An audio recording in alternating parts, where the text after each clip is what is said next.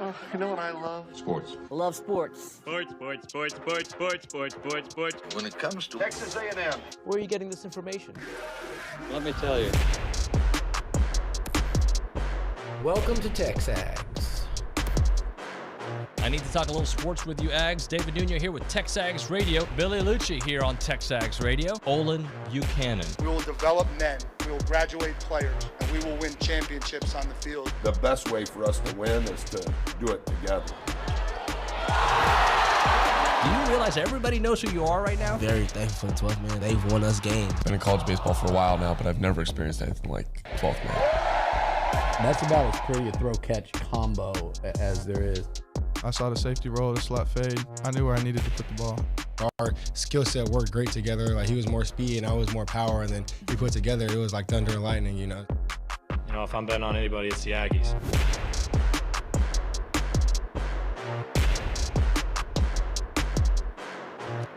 Welcome into Team Teal. David Nuño, Olin Buchanan, both in teal this morning. We coordinated. Welcome into the show. TexAgs Radio, presented by David Gardner's Jewelers, Rollo Insurance Studio. Go Hour, presented by The Warehouse at CC Creations. Today is Thursday, frickin' with a G, August the 1st. I had to make sure I said that twice just to people to make sure I didn't say the bad word. Yeah, I was feeling pretty good about today until I saw we were wearing the same color. Yeah, it's all right. See some chest hair going there. I can't see the help openness. it. Sometimes you can't contain all the masculinity. It just breaks out. Those pecs are just popping, bro. Yeah, I do have pecs. You do have pecs. Yeah. And you can curl. And I can curl. You curl more than me. Well, I did see. I don't know if that's true. I think it's true. I heard the story. I was the other day trying to just see what I would max out on a curl. Mm-hmm.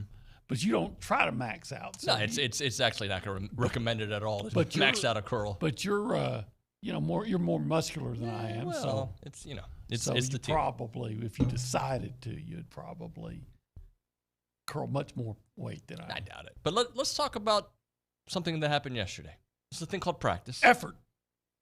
I knew you were going to go there because that's where I was going to go. What was I don't want to say the biggest takeaway. One of the easiest observations, audibly and visibly, you could make from going to practice? Well, I don't know. You always say it's easy to see the guys, have changed bodies and things like that. I'm like, they're always big guys. So if you're not around them all the time, But what you just said to start off the show. You can look at, say, and I can't remember the guy's name, long name, Samu, Samu. Shamu, I don't know. But, he's listed at 350 and looks, I don't want to say thin, but he doesn't look sloppy at 350. You know what I mean? Yep. And he was like 380 last year. So he's made some strides. Gabriel Brownlow-Dindy looks like he's bigger in the shoulders and back, Yep. He's always a big guy. So maybe it's just I'm fooling it.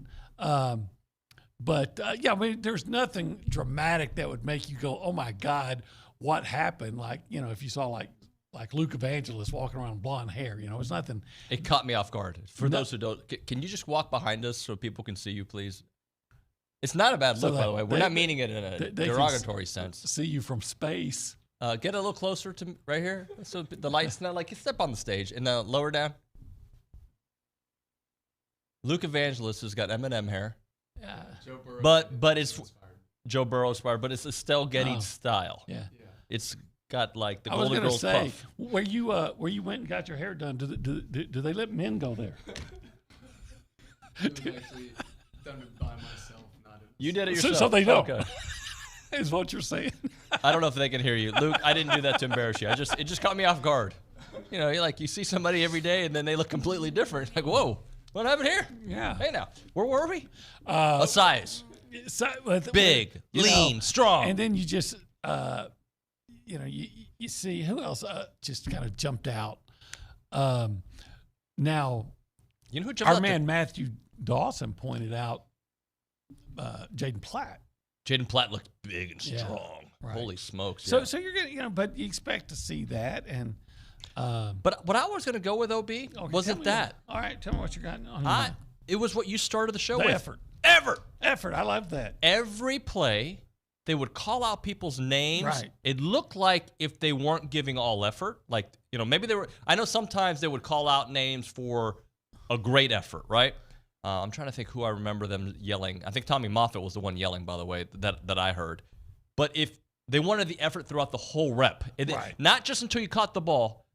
Effort, effort, effort. Like they were yelling. Well, see, I was probably outside. I decided I was going to focus on the defensive lineman since that's supposed to be the strength of the team yesterday. And oh, by the way, I guess the thing that really stood out to me was this sled blocking technique, sled and shed technique, to make contact and get off a blocker. And they got this heavy. So I don't know how heavy the sled is, but it's clearly heavy.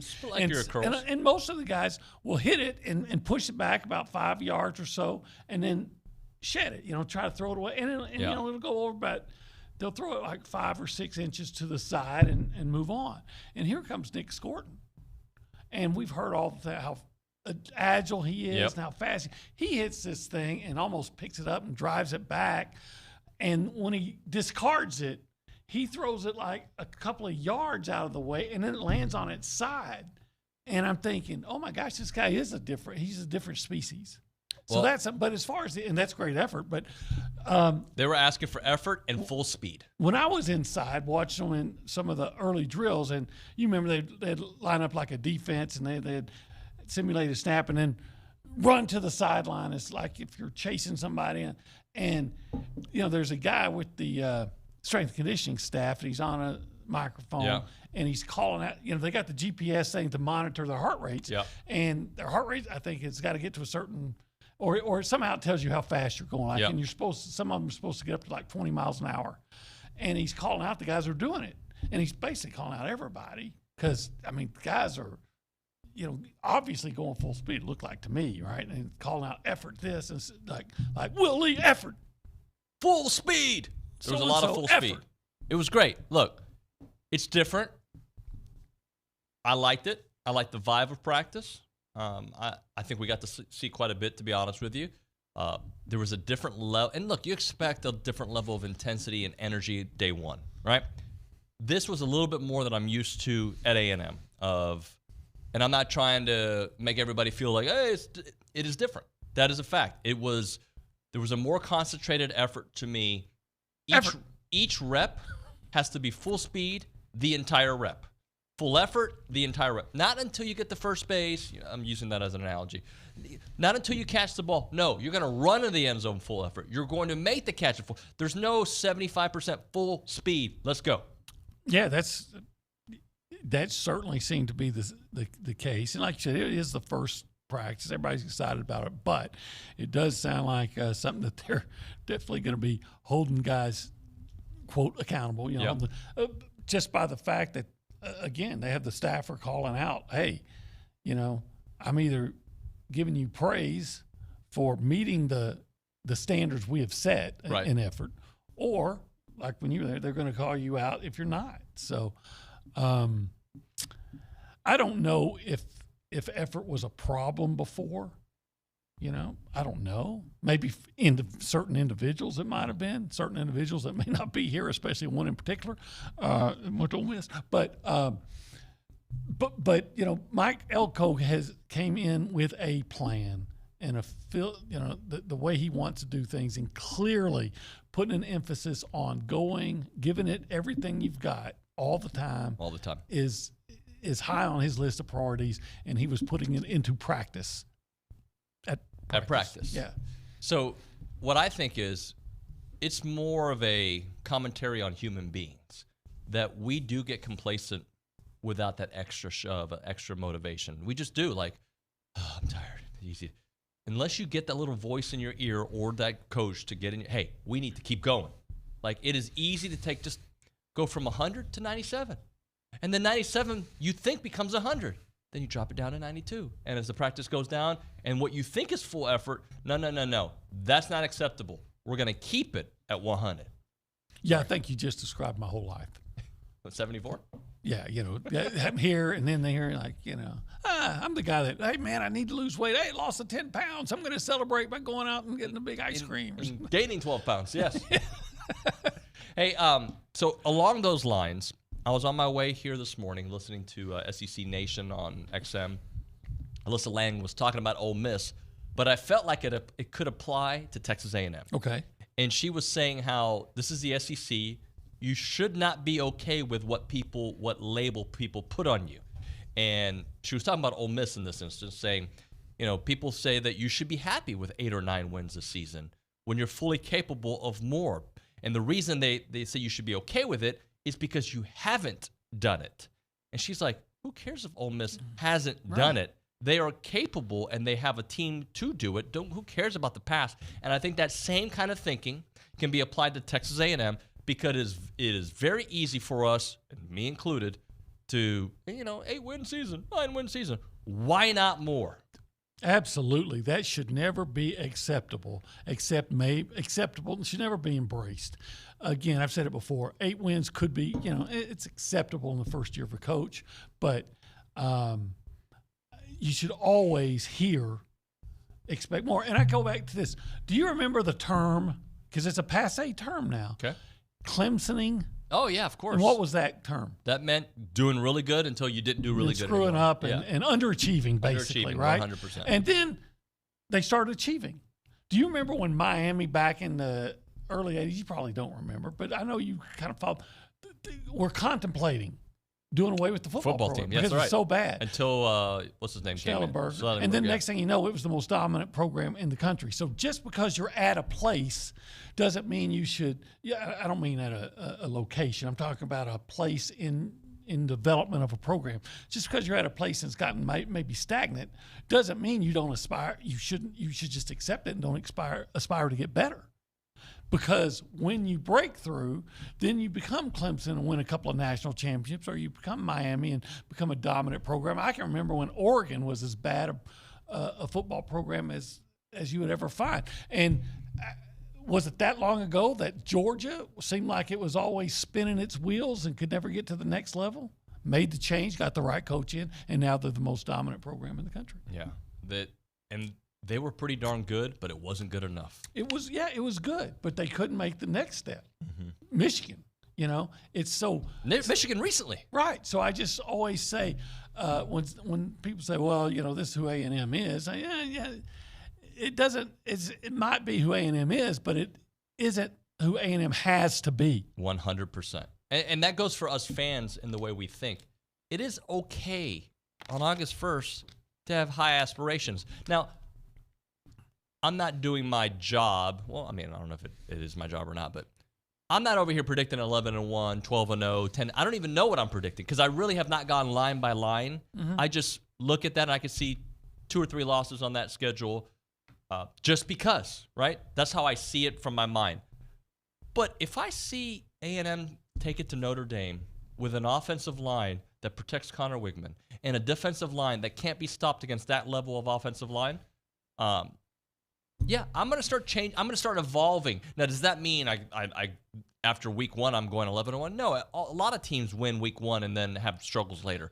But my point is, I can see the path easier. Yeah, if A&M is 1-0 on September 1st, you're going to see the whole nation look at A&M differently now. And hopefully, if they're 1-0, Notre Dame proves to be really good and not, the whole so-and-so is back because, was it Tessitore that got so excited because of a win over? That's what a win over Notre Dame does, and I think this Notre Dame team was it Tess or was it the other dude? I thought it was Tess. Maybe it was. I could be wrong. I thought it was the Fox guy. What's his name? God, it's escaping. Whoever it was, it doesn't matter. But the point is, that's how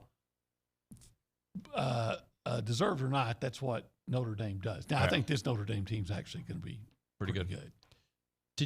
Is there a quarterback controversy at Notre Dame? No.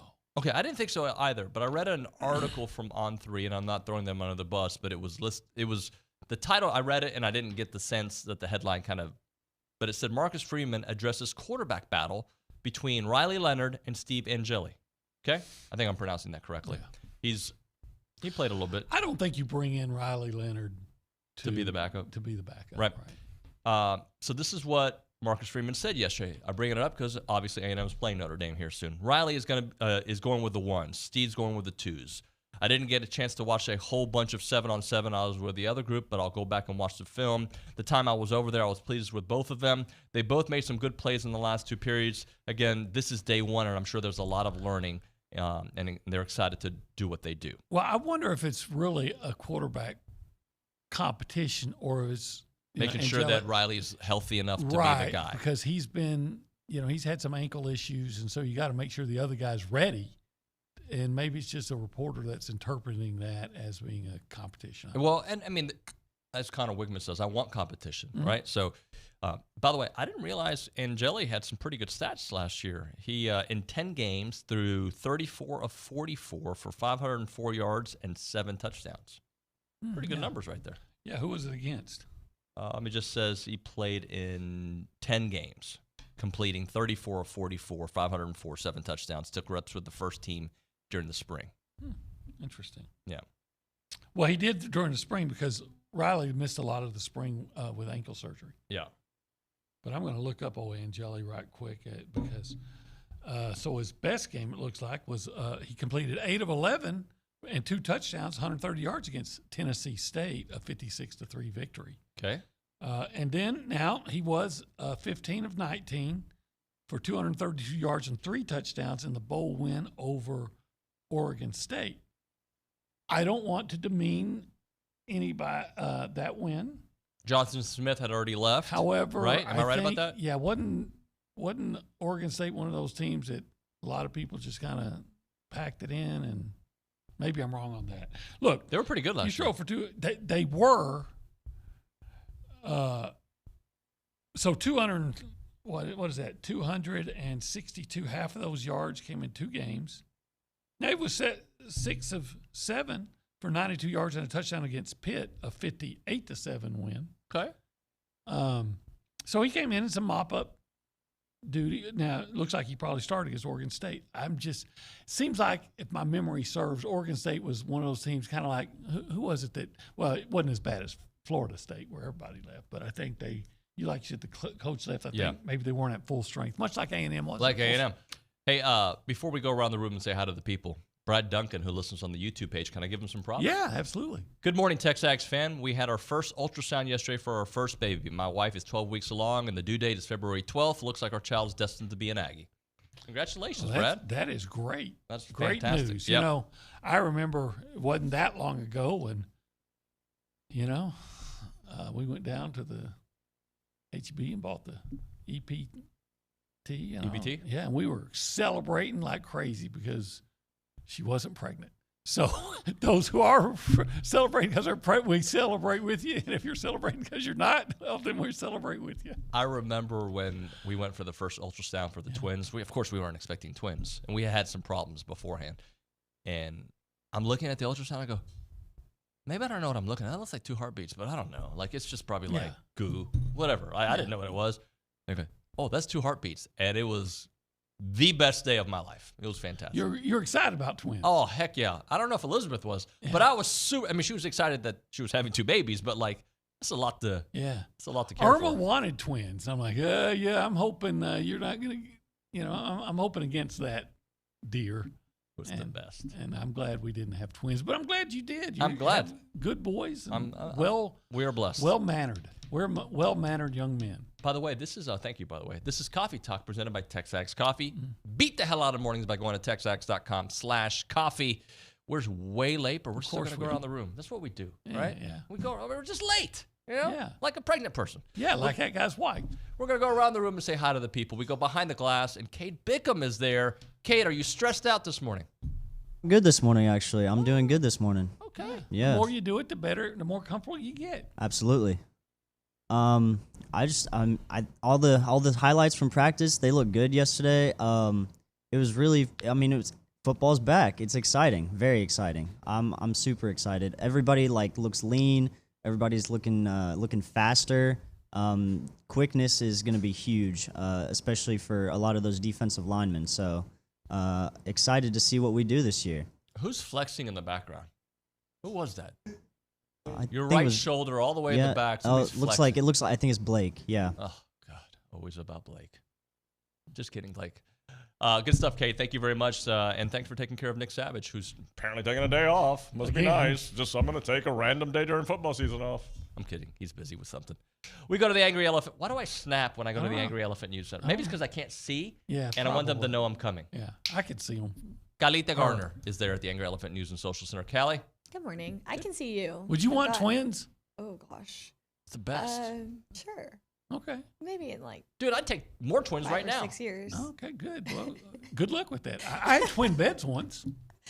I did too, with my sister. We shared. We each had a twin bed, but I don't know if that's on my radar right now.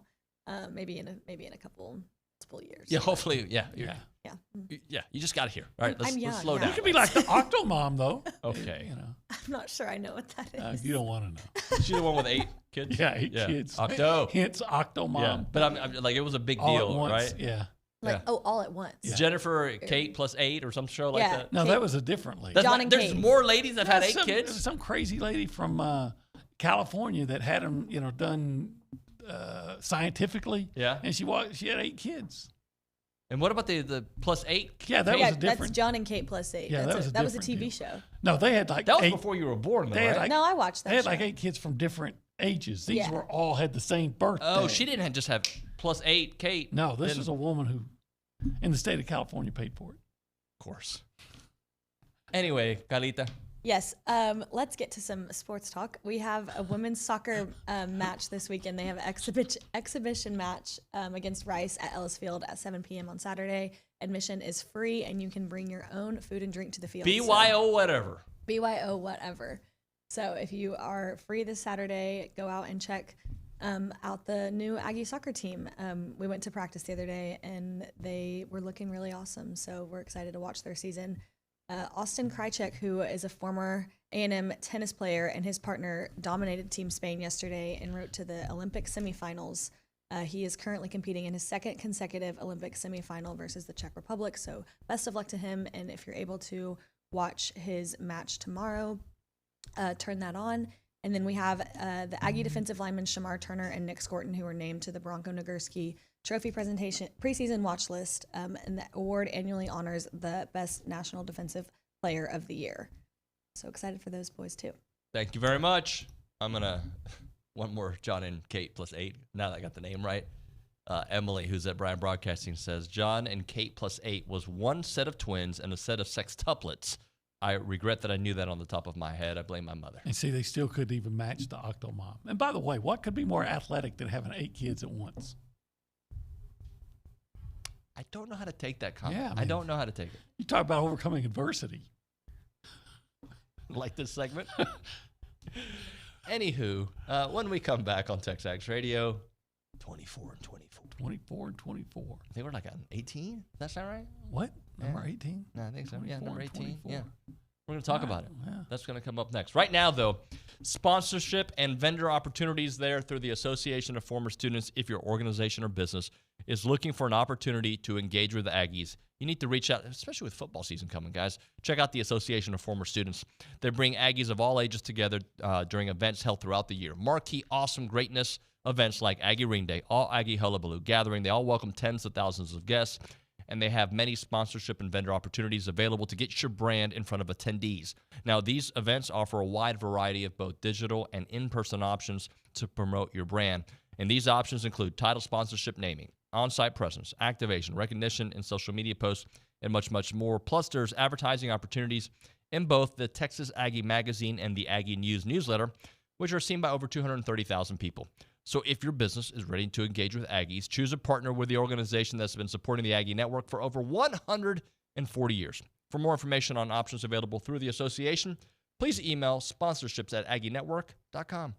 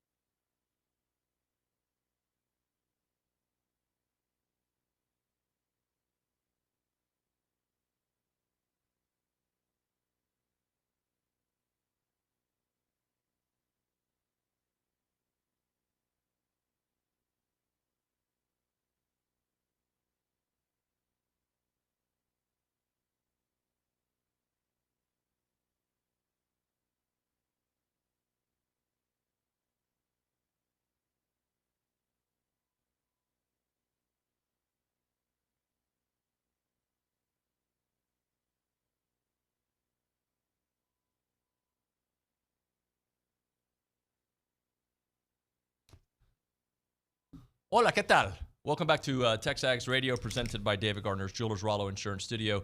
Go Hour, presented by The Warehouse at CC Creations. We're going to get to 24 and 24, but before we do that, let's go to Callie at the Angry Elephant News and Social Center, because a text came in about you, and I want to figure out the what. Go ahead. All he says is his name. This is Bruce in Belton, and he says, David knows I'm a truck driver. Yesterday, I'm minding my own business, listening to the show, when all hell breaks loose and I'm struggling to keep my truck on the road, all because OB makes a comment about Deshaun Watson not having a happy ending. Oh, that's the comment. Oh, yeah. Bruce, don't crash. Does anybody else panic next to 18-wheelers every time? No, when I was a kid, I'd always be that kid who's, driving. When you're driving, dude. I don't panic, but I'll admit I like to speed up, get past them. Yeah, there's a panic every time. And especially if you're driving to Baton Rouge or to Florida on I-10, those narrow lanes, and it's all, every time I start sweating profusely. Like, it's a scary situation. My brother drove those big 18-wheelers for Sears for like 30 years. It's got to be a lot of pressure to do that. Like, you can't like text and drive as an. Yeah. I guess it's like Kate though back there. Once you've done it a lot, you get comfortable and, it's not a big deal to you as the driver. Effort. I want all my 18-wheel drivers to have effort. Like the Octomom. Effort. And not necessarily full speed. You could go reduce speed. Yeah, you don't have to. Well, not if you're A&M. Well, this is football true. Players, if Tommy Moffitt was the boss of 18-wheelers, yeah, he's going to have you go. You know what? We'd probably get all our goods and services ever delivered a lot faster. Oh, it would. By jacked drivers. You thinking it's Amazon? No, it's Moffitt's method. Moffitt's on. I like that better. Yeah. Sounds like Daniel's son. Moffitt's on. Okay, maybe I should have not said that. At FBS Appliance, they're committed to delivering an exceptional experience from start to finish. You can trust them to provide unparalleled service and support every step of the way, because FBS Appliance wants to be your trusted appliance store. Visit any of their 8 showrooms across Texas. Find them online at factorybuilderstores.com. We got it back there. Number 17. I was wrong. 17. Is it 17 or 18? 18. 17. Sorry. So, on this paper it says 18, but I think it is 17. Dalton Brooks.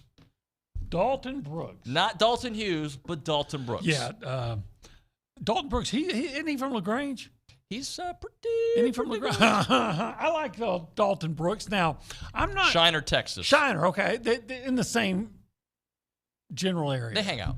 Yeah, Shiner. Okay, well, maybe he's going to shine this year. I know that he had some moments last year, but not very many, right? He had an interception in the bowl game when he was pressed into duty. Look, you don't expect a lot from a freshman typically.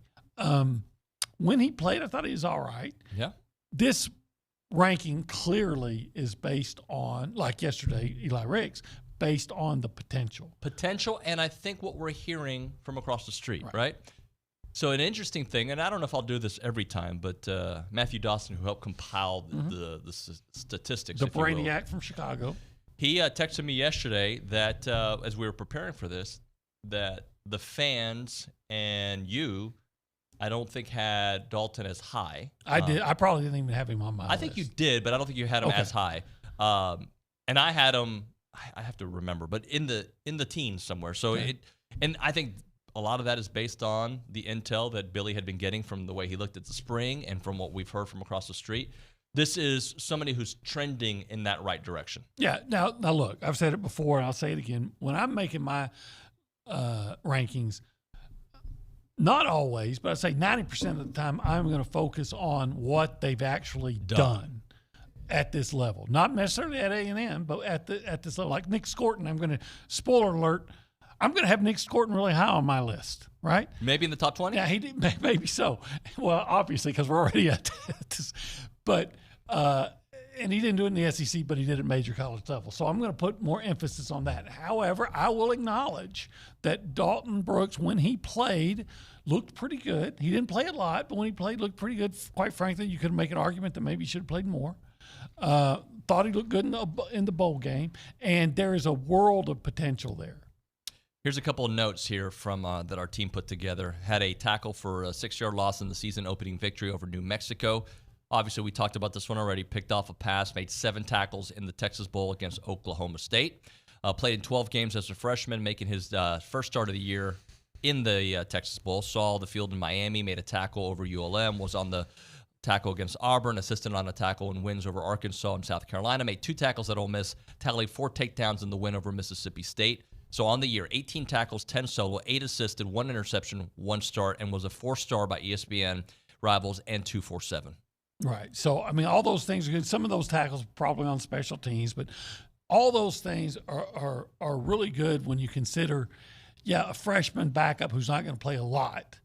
So that's why I would, but that wasn't enough for me to say I think he's one of the top 20 players. Now, again, you and Billy have more inside information than I do, and the coaches are saying, hey, this guy's really emerging, and they expect that potential to turn into production. And quite frankly, who knows more than them? No, yeah. And by the way, we all have our method for our list.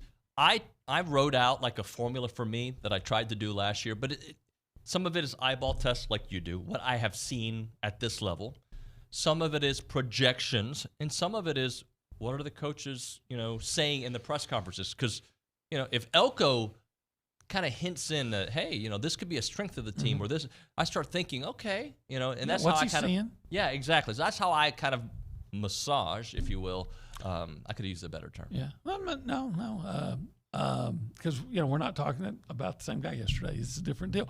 And I do it kind of like, hey, we're having a football game, and I'm one of the captains, and I got to pick my team. Who am I going to pick first? Who am I going to pick second? And so on and so forth. Were you picked early in these games as a kid, or late? I was typically the first player taken. Yeah. Yeah. Huh. Yeah. And then I got into like the 8th grade, and all the kids that I was better than started catching up. Yes. I peaked out in the 7th grade is what I'm trying to say. Every journalist that lives vicariously through athletes on the field had that same story. Like for me, it was my freshman year when I showed up to high school football in A-Leaf, 5 feet 120, and everybody was 6'3". But I had always been like the better football player, one of the better ones, if not the. And then I'm like, oh, I'm the worst guy out here now. I'm the shortest, slowest, everything. Man, I was the starting quarterback for the Dallas Elementary School Tigers. Yeah. And within 2 years, everybody not only caught me but surpassed me, and all of a sudden I went from being a good player to being somebody that wasn't a good player. But I still played, and I enjoyed it, and that's why I think everybody. We're so late, bro. Play extracurricular activities. I didn't mean to cut you off, but I didn't realize Well, Stephen McGee's probably waiting for us. Oh, it's 8:36. We're the guy so late. That's always been good. He's always been good. He was picked first. Yes. Even after he was the guy picking. Yeah, I'm the captain. I'm picking you, and I pick Rollo Insurance as my insurance provider, and that's a true statement, by the way. They are the folks that I use. They're fantastic. The difference is real with Rollo Insurance, the official insurance provider of TexAgs Radio, and of course of this studio. They are the home. This is the Rollo Insurance home. They have offices in Texas, obviously, Houston, College Station, DFW, Tyler, Austin, San Antonio, everything west of I-35, including the Panhandle, everything outside of the great state of Texas. 53 offices in Texas. Their headquarters on Highway 6. They have the best plans for you, homeowners, car owners, farmers, ranchers, hobby farmers, and their priorities are God, family, and country. Check out the good people there at Rollo Insurance. The headquarters is on Highway 6. Call them up, 888-44-ROLLO. That is 888-44-ROLLO, or go to rolloinsurance.com. That is rolloinsurance.com.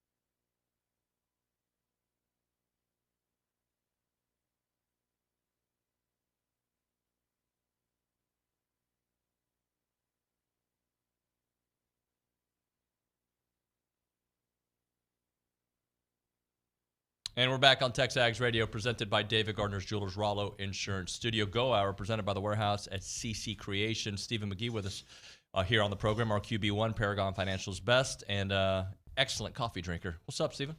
Spilling coffee. We all do. No one's better at spilling coffee in Brazos County than I am. And it's always Starbucks lids. I know better, but inevitably I always take that first sip and it starts dripping. And I got a huge stain on my shirt already. Do you make it at home? I do normally. Yeah. But I only had 1 cup. I'm a 2-cup guy, so I had to stop and get the second cup. Is that considered a cup or is that considered 2 cups? That's probably a 2-cupper. So it's a 3-cup day. It's going to be a great day. It's going to be a good day. OB's been on a rant, I hear. I've missed all of it. Have I been I on had a rant? FOMO. I think yesterday you were a little bit more ranty, but you've been good. You've been pretty good. Hey. It's a job. Try to come on, give effort. You're an effort guy? Well, we're going to talk about that. Hey, Stephen, one quick thing about coffee, because I drink one of these, and I definitely have a cup at home. I do half calf, so I can have more coffee. That's a very interesting take on it. Yeah. So because I love the coffee drinking experience. Like, Yeah. it's sentimental to me. And isn't it amazing how people can get to the point where they enjoy drinking coffee? It's a drink that tastes honestly terrible. it tastes, but once you need But it, once you need it, you love it, right? Yep. You learn to really appreciate it. Yeah. And it smells good. In It the helps middle you of wake summer, up. it's 110 degrees. I don't care. And we still crave it. I'm right there with you. I get it. I don't do It's the real. cold coffee.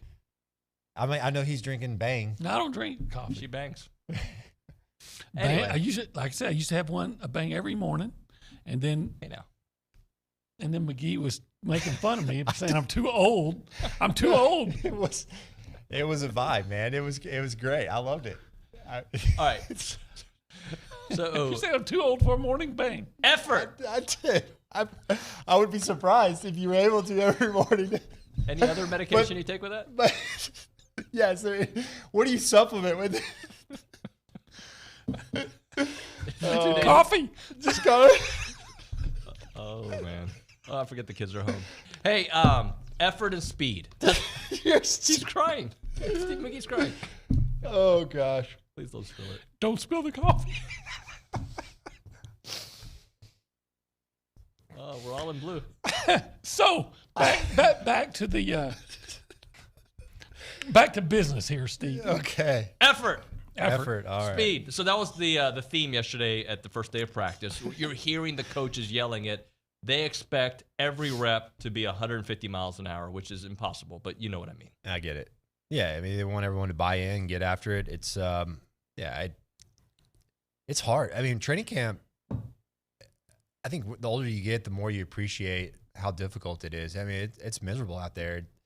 110 degrees, the humidity, the sun's burning that dew off the grass. I remember those days. It's not fun, and so you're out there getting guys. It's miserable. You're there for 6 weeks, and it's a time when your team learns to gel. Everyone suffers together, and I think that builds that camaraderie that you need and that you're going to lean on when things get tough. Gary Kubiak, I think, used to say this, that every football team has 3 crises throughout the year, and how you handle those crises will determine how successful your football team is. And to me, this is the time when your football team learns how to deal with those crises together. And so I think that part of the coach's message is well taken, that they want these guys to continue to push through the suffering, right? Yeah. I get it. You're not going to be able to get 150% out of every play, but you want the kind of guys that are going to do everything they can and give you 100% every snap. If they had that whole GPS monitoring system and things like that when you were playing, if they had it at A&M, who would have been called out for effort and who would have been called out for not having the effort? Come on. Who are the guys that weren't? Because there's a good chance he's probably listening in North Carolina right now. Let's go with Kirk Elder on lacking effort. Elder, pick it up! Yeah. I remember one day we're in a practice and Elder's laying on the ground. I thought he was paralyzed. He was making this sound like a wounded moose. He was like, and he had the little crossbar right here. Right. And it was bent and his helmet's all beat to heck. And of course, being the good quarterback I was like, I use better words. I said, stop being such a wussy. Get up. Like, let's go. We got another snap here. And he's like, Steve, I'm hurt. Oh gosh. But a bad teammate. But you always gave the effort, right? Oh, of course. Of course. Every Of course. snap. Every snap. Didn't you have a question for him about Yeah, we were talking about when you're picking teams. You know, as a when kid. as a kid. Over in Burnett. So who was picked first, you or Shipley? Who was always picked first? Oh, for sure, Shipley. Did you make Shipley or did Shipley make you? Oh, he made me No, 1,000%. come on. 1,000%. That's not even. I mean, everyone knows. Who that. had the better I would NFL just throw career? it. You know, you could just. There's like a. You know, you're throwing frisbee with your dog in the park, and Yeah. you just, you know, you throw it, and the frisbee goes way off to the left. It looks like one of my drives, and the dog will just like magically Makes run it, under yeah. it. That's what Shipley was. So- You know, so you what just you're kind of saying- throw up these hot. You know, as long as you put enough air on it, he was going to find it and Yeah. retrieve So it. you're saying Shipley was constantly dogging it, is what you were saying. Well, it worked though. He lulled the DBs in. You know, he's dog it, take off. No, he was something He's else. too nice a guy. Yeah. You know, he is. He won't ever say anything bad about anyone except Elder.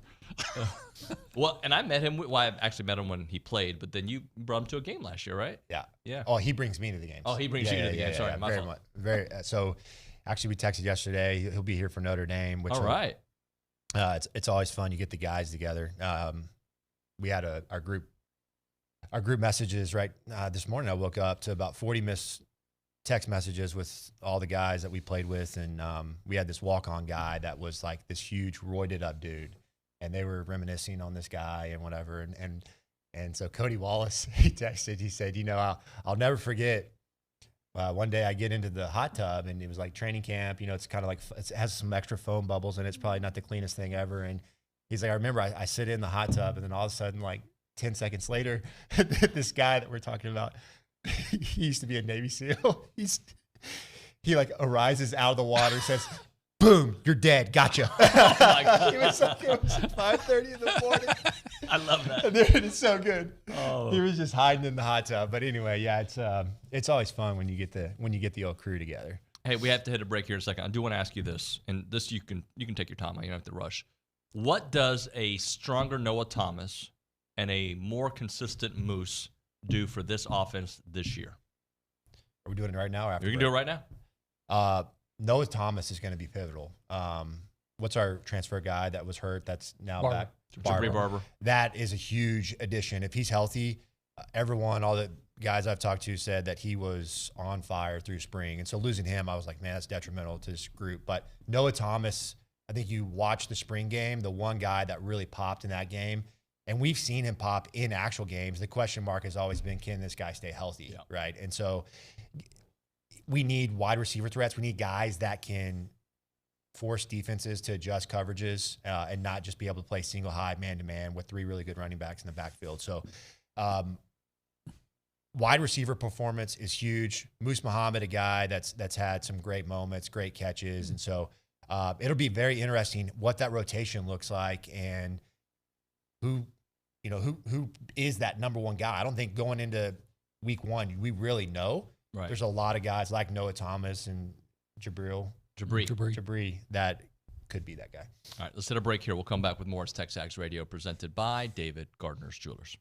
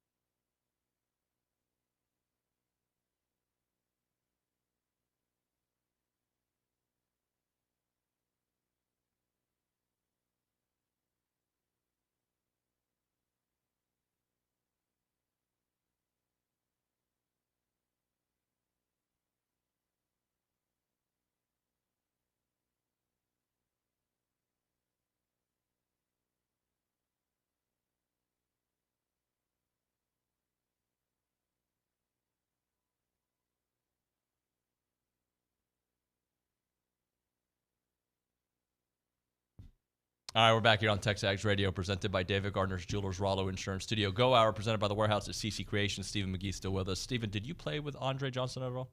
I did. What do you think? He's going in the hall, first Texan ever. To me, very worthy. Do you remember any encounters with him? Unbelievable. Quiet. Came to work every day. Not the typical prima donna NFL superstar, especially I think at the wide receiver position. Right. I think is where you normally would encounter some of that. He was just never that way. At least whenever I was there, he just quietly went about his work every day and was just consistently great. And in my opinion, couldn't be any more deserving of a guy. So who is the biggest prima donna receiver you ever came in contact with? Oh, gosh. Look, I love him. So don't hear this in the wrong way. Yeah. Like, I really do like him. Like, I enjoyed my time with him. But Des Bryant. I was going to say that's who had in Dallas. Like, he fit the 88 bill. Yeah. I mean, you expect, like, I would imagine CD Lamb. I've never met him, but I would imagine he's probably similar, right? Would you agree? You're a Cowboys guy. Yeah. Probably, right? Yeah. But yeah, Dez, I could see that. He seemed to be a little more than. Hey, didn't we most. just talk about Dez? He was on the list of the most, the best football players in the 2000s, and Johnny wasn't on that list. Remember, we talked about was that. Dez on that? I don't remember. He was, I think, in the bottom part, like the last 10. Yeah. How's John? I mean, yeah, that was stupid. How do you have a better football player than Johnny Manziel? So how many records did he have to break to be considered one of the top 25 of the last 24 years? Yeah, I mean, you know my deal with lists, but if you have a top college football player list and Johnny Manziel's not on there, that's stupid. It's a stupid list. It's not even a list. It's dumb. Burn it. You gonna watch the game tonight? The preseason game, Texans and the Bears, or nah? You didn't know it was on tonight. Didn't even know it was on. I didn't either. Because preseason football is such a waste of time. I'm happy it's on. I do enjoy watching some of these quarterbacks you normally don't get to watch. And the Bears backup quarterback Tyson Bagent or whatever his name is, and he did some good things last year. Tall guy from an unknown college. Watch his interview. Kirk Elder actually sent it to us in the guys' message this week, and I liked it. I like that he's got that dog in him, and so I like to root for guys like that. Cool. Thank you for coming in, buddy. Good to see you. Appreciate you. Great seeing you. OB? All right. You were on one. No. I'm going to take you to lunch today. I'm looking forward to it. I'm going to take you to lunch. It's going to be good. All right, we're going to hit a break here. You know what we might do? What? We might get some barbecue. We might. I would like some barbecue. We might try it. I like barbecue. All right, when we come back here on TexAgs Radio, presented by David Gardner's Jewelers, we're going to talk to a Georgia insider. Kaylee Mansell will join us here from DawgsNation. That, and then AT at 9:35. You're listening. Oh, by the way, Herm Edwards joining the show at 10 o'clock. Really? Yeah, and Connor Choate at 10:35. Only Eagle I've ever known. What a great couple hours. Thank you, guys. We'll be back here in a few.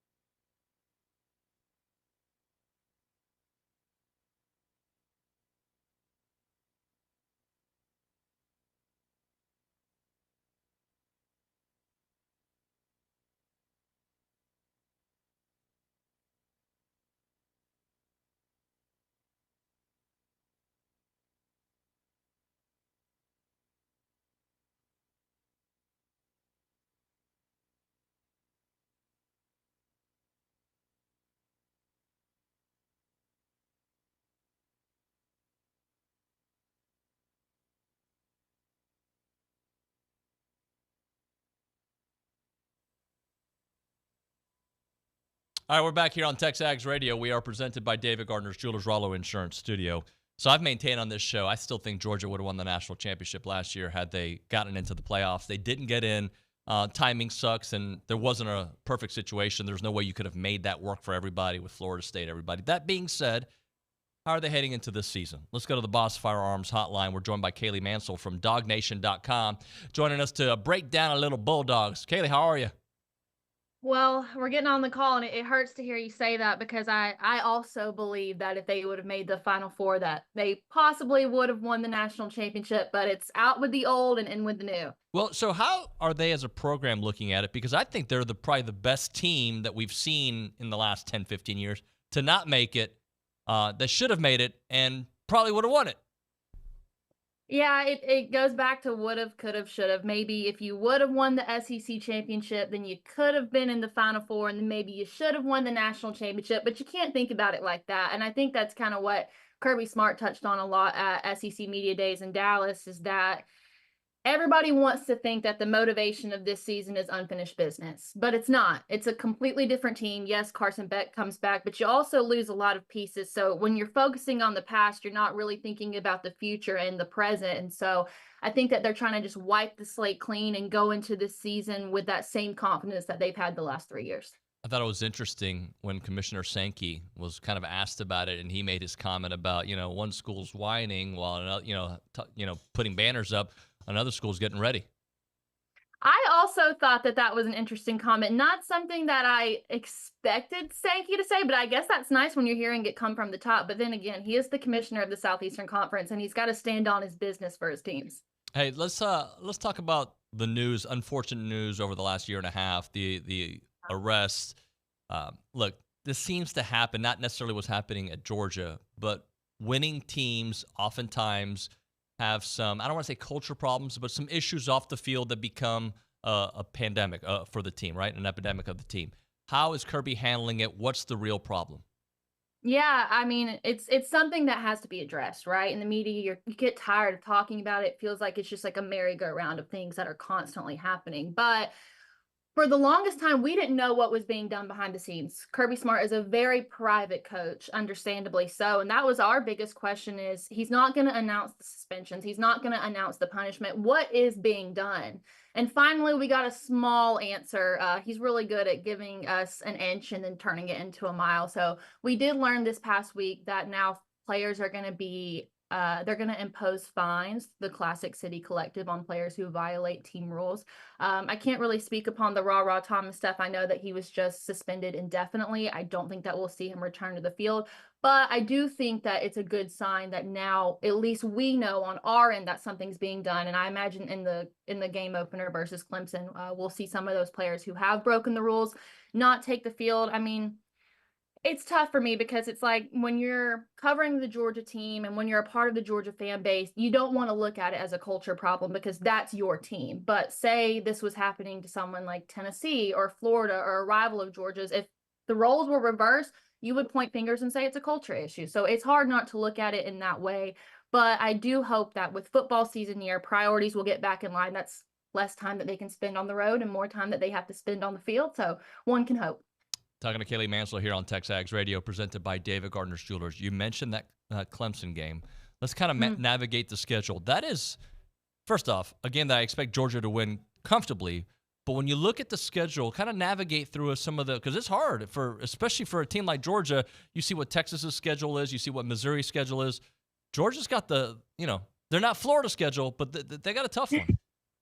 Well, and that's something that I'm glad you bring up, because when Georgia is on everyone else, and because of that, I don't think that people are looking enough into Georgia's schedule. You open up with Clemson. We'll come back to that. But you also go on the road to Alabama, to Texas, and Ole Miss. I mean, the away schedule in itself is a machine, but I do want to go back to Clemson because of how difficult the strength of away schedule is. I don't think that people are talking enough about that game opener with Clemson. Now, you look at the Clemson matchup 3 years ago, stakes and storylines are so much different than it is now, but the way we've looked at it, it's neutral site here in Atlanta. You can't lose that game one. You've got to dominate in it, because if you have a mishap, something happens, not only does that change the storyline for the Southeastern Conference, but all of college football. So I don't think that they can just go in there and win by 1 touchdown. You've got to go in there and dominate, especially when the stakes are different this time around. But for me, I look at the schedule.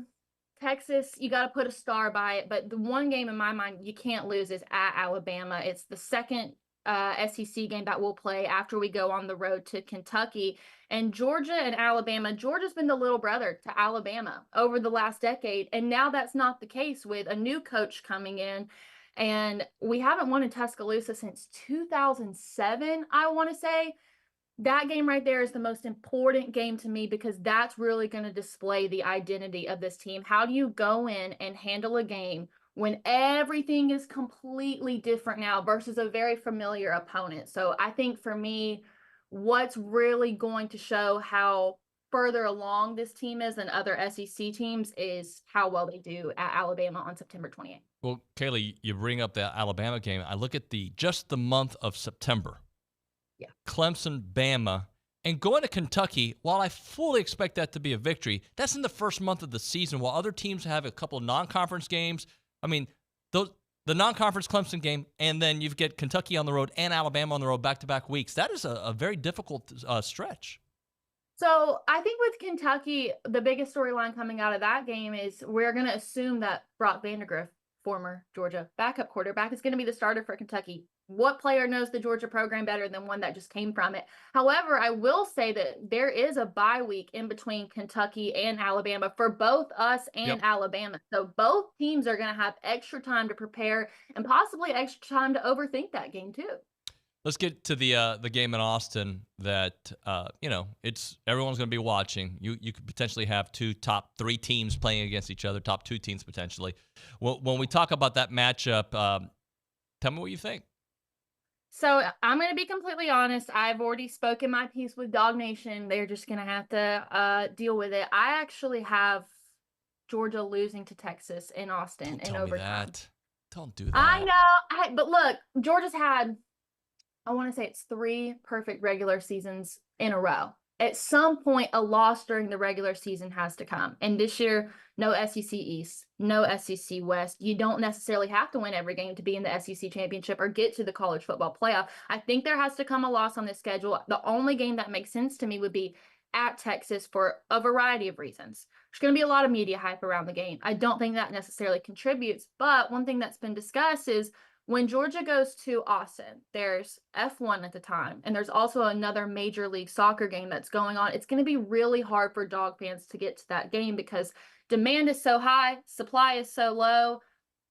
I just don't know if any Georgia fans are really going to be able to make that trip. And to Quinn Ewers, Carson Beck, it's going to be something that we're going to be going head-to-head with them all season long. And I get gut feelings. I think Georgia has to have a loss on the schedule. I don't think it's to Alabama. I don't think it's to Ole Miss. The only game that makes sense to me is Texas. However, I do have them rematching in the Final Four of the college football playoff and redeeming that loss. But the perfect regular seasons have to come to an end at some point. And I look at the schedule, and the only one that gives me the question mark is Texas.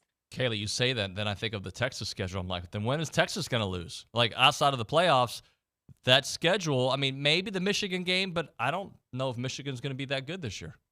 Well, I mean, also, too, rivalries always come into play. Even if one team is significantly better than the other, you can't count out a rivalry game. And I believe Texas plays Oklahoma the week before Georgia. Yeah. And they got us. Yeah. I'm actually really excited to have that rivalry restored. I was looking at the Texas A&M schedule a little bit before this, and I'm excited to watch that game and have that back. But I do think, especially if, say, Texas were to lose to Oklahoma in that game, they're going to be coming with a lot of vengeance because they know that the tides have shifted. So I do think that potentially on the schedule, the one loss, perhaps Texas A&M, maybe Oklahoma. We'll say for sure A&M and maybe Oklahoma. Hey, Kaylee, talk to me about the offense because it's going to look different, right? Carson Beck has been an excellent quarterback, but he's had a security blanket with Brock Bowers. He's had Ladd McConkey. It's going to be different. Tell me about how the offense is going to roll. Yeah, I definitely think that that's been one of the bigger questions for us this entire offseason is who becomes the go-to guy when you don't have Brock Bowers and you don't have Ladd McConkey. who do you give the ball to when things go wrong? You look at our wide receiver core this year. You look at the roster, there's not one guy that stands out above the rest. I wouldn't say there's a particularly great guy, but there's a bunch of really good guys. So I feel like there's a variety of people that could become that go-to guy. For me, all season long, I've been saying it's going to be Dylan Bell. He's been with Georgia since the very beginning. Him and Carson Beck are very close off the field. He was sort of I guess a player of consistency last year, averaged 12.2 yards per catch, and he had a phenomenal game at Tennessee. They actually had him in the running back position for a little bit when both of our running backs were hurt, but we really saw him break out as a wide receiver. And since he's been with the program since day one, we've got a lot of wide receivers that are transfers.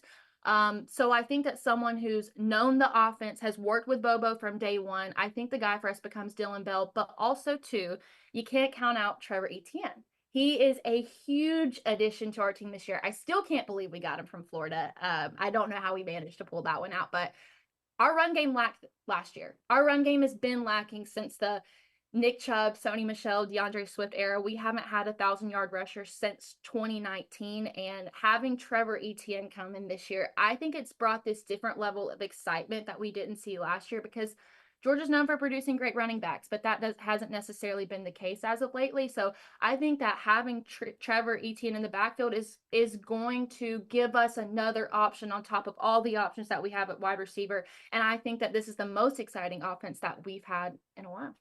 Defensively, you always expect the Georgia defense to be awesome, right? That's just the expectation level. That's how they've recruited throughout the years. We know Kirby's so good. But Will Muschamp is no longer there. Well, he's there. He's taken a lesser role. Travaris Robinson obviously was a huge pickup for defense there. How do you think the defense looks this year? Okay, so the thing about, you brought up the offense last question. It's funny to me because you mentioned that Kirby Smart is elite at producing great defenses. But this year, the conversation's been all about the offense. Like, he's got an elite offense. What's going on with the defense? So I think our linebacker group is really strong. We bring back Smile Monday, and we also have two true sophomores in C.J. Allen and Raylan Wilson, who actually started a few games as freshmen last year, which is basically unheard of at the University of Georgia. I think our linebacker group is really strong. We also bring back two defensive linemen that could have declared for the draft but decided to come back. You also have Michael Williams, who we're now going to be seeing in that outside linebacker position. I think that the only question I have about the defense is the secondary. Safety position is really strong. You have Malachi Stark, who is the captain of the defense, the quarterback of the defense. He's going to be a preseason All-American and potentially a first-round pick. But the cornerback position is the one that's wide open. We've got Dalen Everett and Julio Humphrey, but there's not much depth at that position. You look at the depth charts, and the two people behind them are true freshmen. So I definitely think that we start fall camp today. In the coming weeks until Clemson, the cornerback position is going to have to be the one that we have a better understanding of what's going on, for me and for DawgsNation to feel like we truly have a championship defense. I know we have a championship offense. Championship defense, that might have to be worked on as the season goes on. Who do you think outside of Texas is the biggest threat to be one of the top? Is it Bama? Who are the biggest threats in the SEC to Georgia?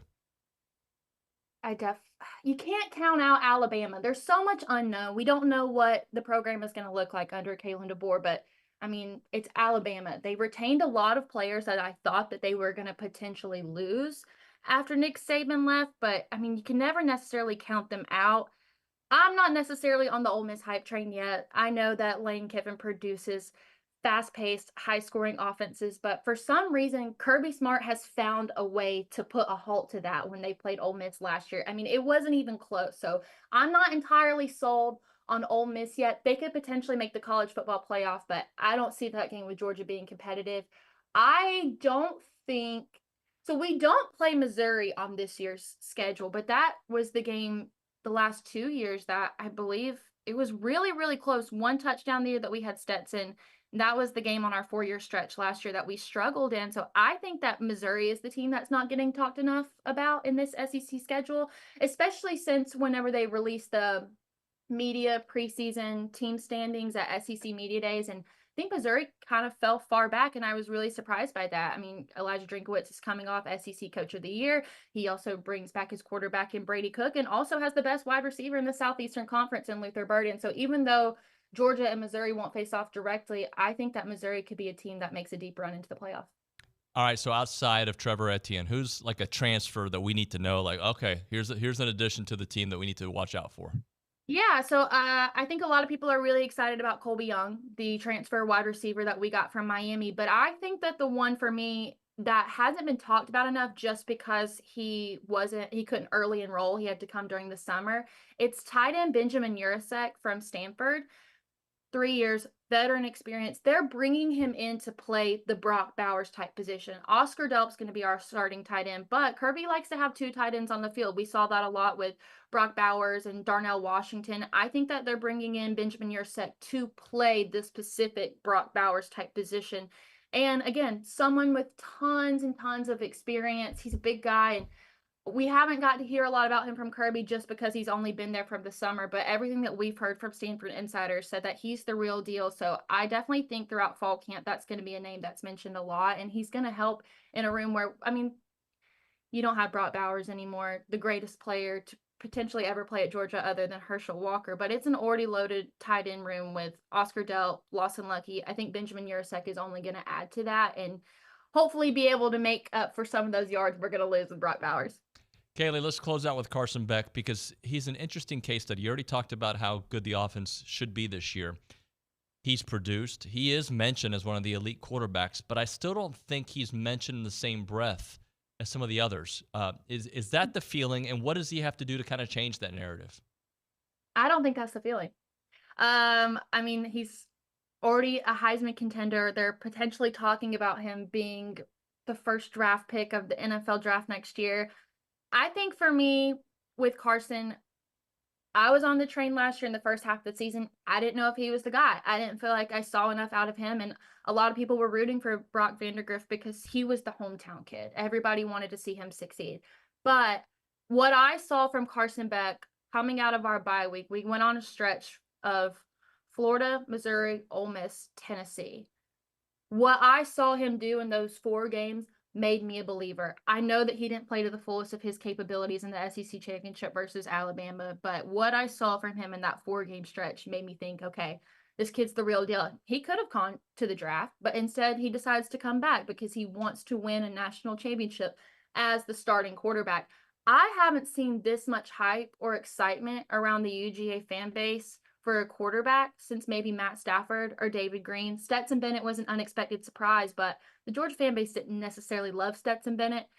The way that people talk about Carson Beck now is still beyond me, that we even have someone in contention to be a Heisman Trophy winner, the first one in maybe a really long time. I want to see what Carson Beck does against Clemson. I want to see what adjustments he's had to make to get better. But I can already tell just from the way his teammates are talking about him in a leadership standpoint, we never really questioned his physical capability, but more so his mental capability. Can you handle the pressure? And we've seen a calmness in him this offseason that we didn't see from him all season long last year. So I'm curious to see what he's going to do, but I think the season's going to be in his hands. And I truly believe that he could be our first Heisman Trophy winner since Herschel Walker.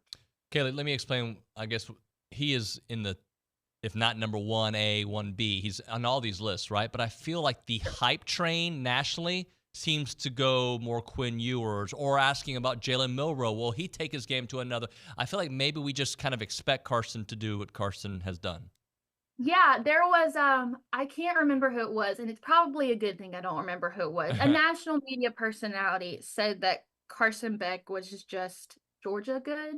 I don't know what Georgia good means. I still don't know what it means, but I think that was the first time that, because I mean, I'd seen him on every list everywhere. And then I heard that and I was like, wait a second, have we been living under a rock if they're just saying that he's Georgia good? In my mind, I mean, that has a good connotation to it, but maybe you're right. I think, with Texas coming into the SEC, they're going to be talked about a lot more. People are going to want to constantly take the story and circle it back to them, right? And then that's no disrespect to Quinn Ewers. He did something that Georgia couldn't. He beat Alabama. So you can't count him out. But also, too, they haven't played this SEC schedule yet. We don't know how he's going to match up. So I don't necessarily give it time. Yeah. Kaylee, great stuff. Thanks so much for joining us. Let's do it again, all right? Anytime. Appreciate you.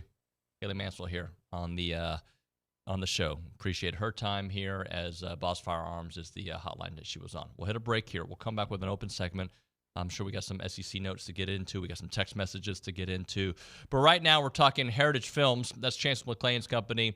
The website is yourheritagefilm.com. They make documentary films about people, about families. Well, obviously, if it's a documentary, it's about a person, right? But they do it about family moments, family businesses, family ranches, family get-togethers, be an eye in the sky during a holiday party, maybe one of your tailgates, whatever it may be.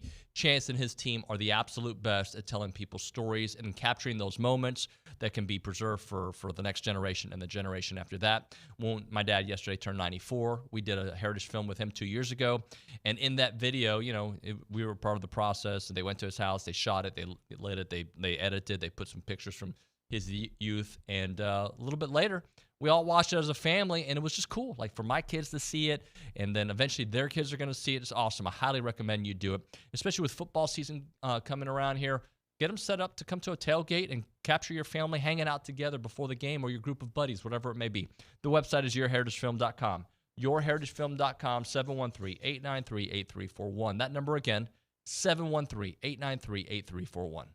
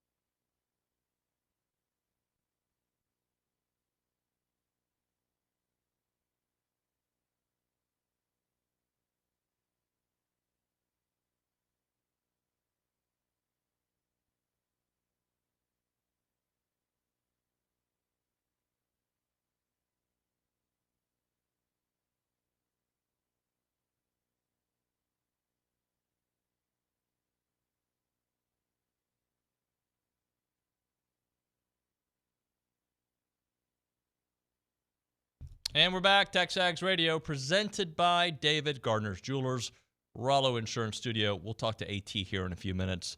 But before we do that, let's catch up on what's happening news-wise. We go to the Angry Elephant News and Social Censor.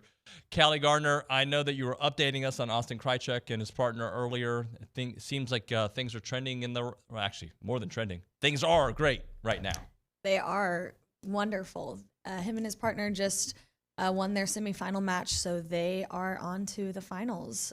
Guarantees a medal. Yeah. A silver medal at the very least. Yeah. Hopefully a gold medal. Yeah, which is what would be wonderful. So I'm not sure when that match is, but I will find out for y'all. Yep, find out. Any text messages or commentary to provide here, Callie? No text messages right now, just a lot of hype around the football season and practice yesterday. There were a lot of chats in the YouTube earlier talking about just practices and how it looked good, and so we're excited. Look, they're always going to, I'm sure you could go find my first practice report from last year, and I was excited about it, and you can go the year before that and the year before that, and you can go when Gabe was here, and that goes for Texans that I've covered, Rockets, Maverick, whatever, right? Like, the first day, there's a lot of excitement. The real test, it's not even today. How long does that energy level last? And I can tell you it's going to last the entire camp because that's the expectation. I say this to my kids a lot, and I think here at TexAgs, there's a standard that you have to reach, and if you don't hold people accountable to that standard, it becomes very easy just to get a little bit below the standard, and then a little bit lower than that. And then, eventually you're operating at 70%, and you think it's 100%, but the human mind and the human body can do so much more than, let me rephrase it. The human body can do so much more than the mind thinks we can do, right? And the expectation level is to go 150% the entire time, and you have to strive for that.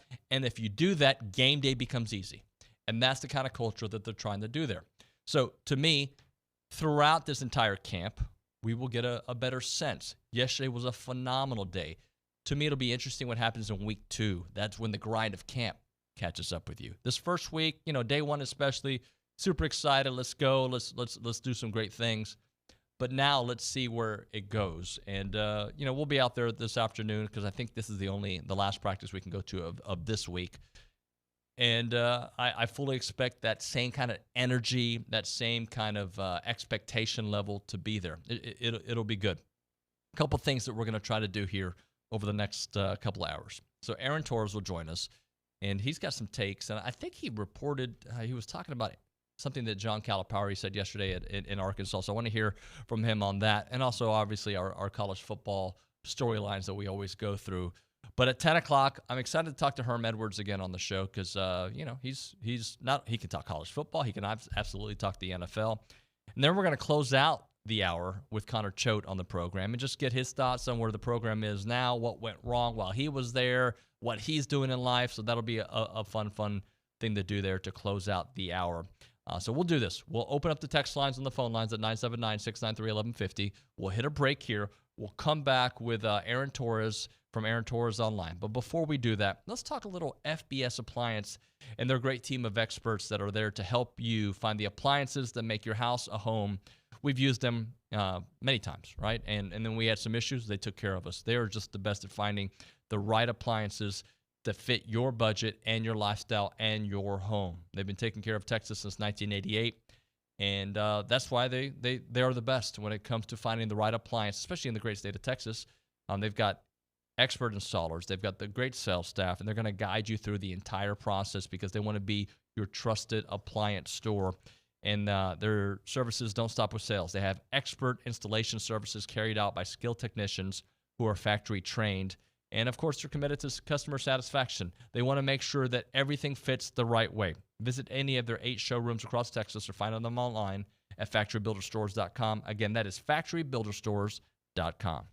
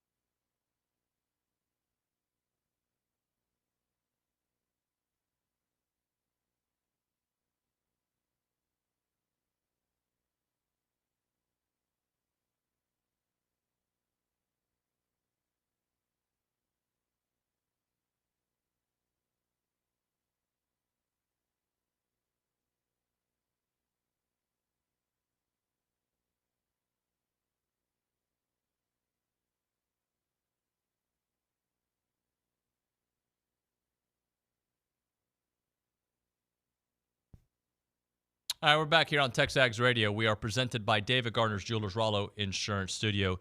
It is now time for Around College Football, and that is presented by Milliken Reserve, a College Station community featuring homes, trails, farms, and wide open spaces with a mission to build a healthy community around nature. Take part in the Milliken Reserve community with a Conservancy membership. Learn more at millikenreserve.com. Let's go to the Boss Firearms Hotline. AT, Aaron Torres of Aaron Torres Online joining us here on the program. Good morning, Aaron. How are you, sir?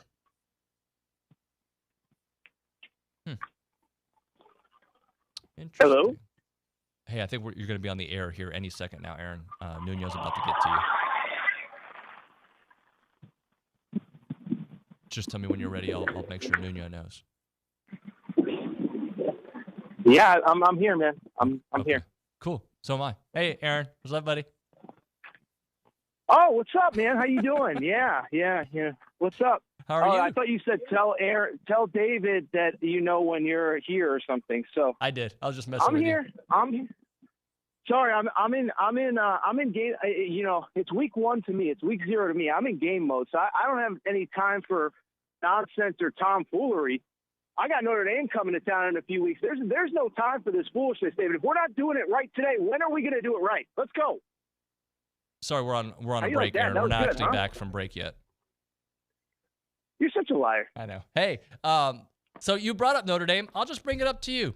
So I read something on On3. I brought it up with OB earlier that there's basically about the quarterback competition. There's no quarterback competition at Notre Dame, right? It's Riley Leonard as long as he's healthy, right? If there's a quarterback competition at Notre Dame, then I think we can just basically throw out any expectation that we have of Notre Dame this season. Listen, I'm not saying it because I'm on with you guys. I'm a little bit lower than a lot of people on Notre Dame. I think they'll be fine. Their schedule kind of plays into their favor. But a lot of the reason that people are so high on them is because of Riley Leonard. And so, listen, I thought he was really good 2 years ago, ironically, under Mike Elko. But, again, a lot of the reason that people are so excited is, you have this dual threat quarterback that was projected as a potential first-round NFL draft pick. If everything clicked last year, it doesn't. He gets hurt. Now he's healthy. So if there's a competition, it probably means more likely than not that he's not living up to expectations, more that somebody's completely come out of nowhere.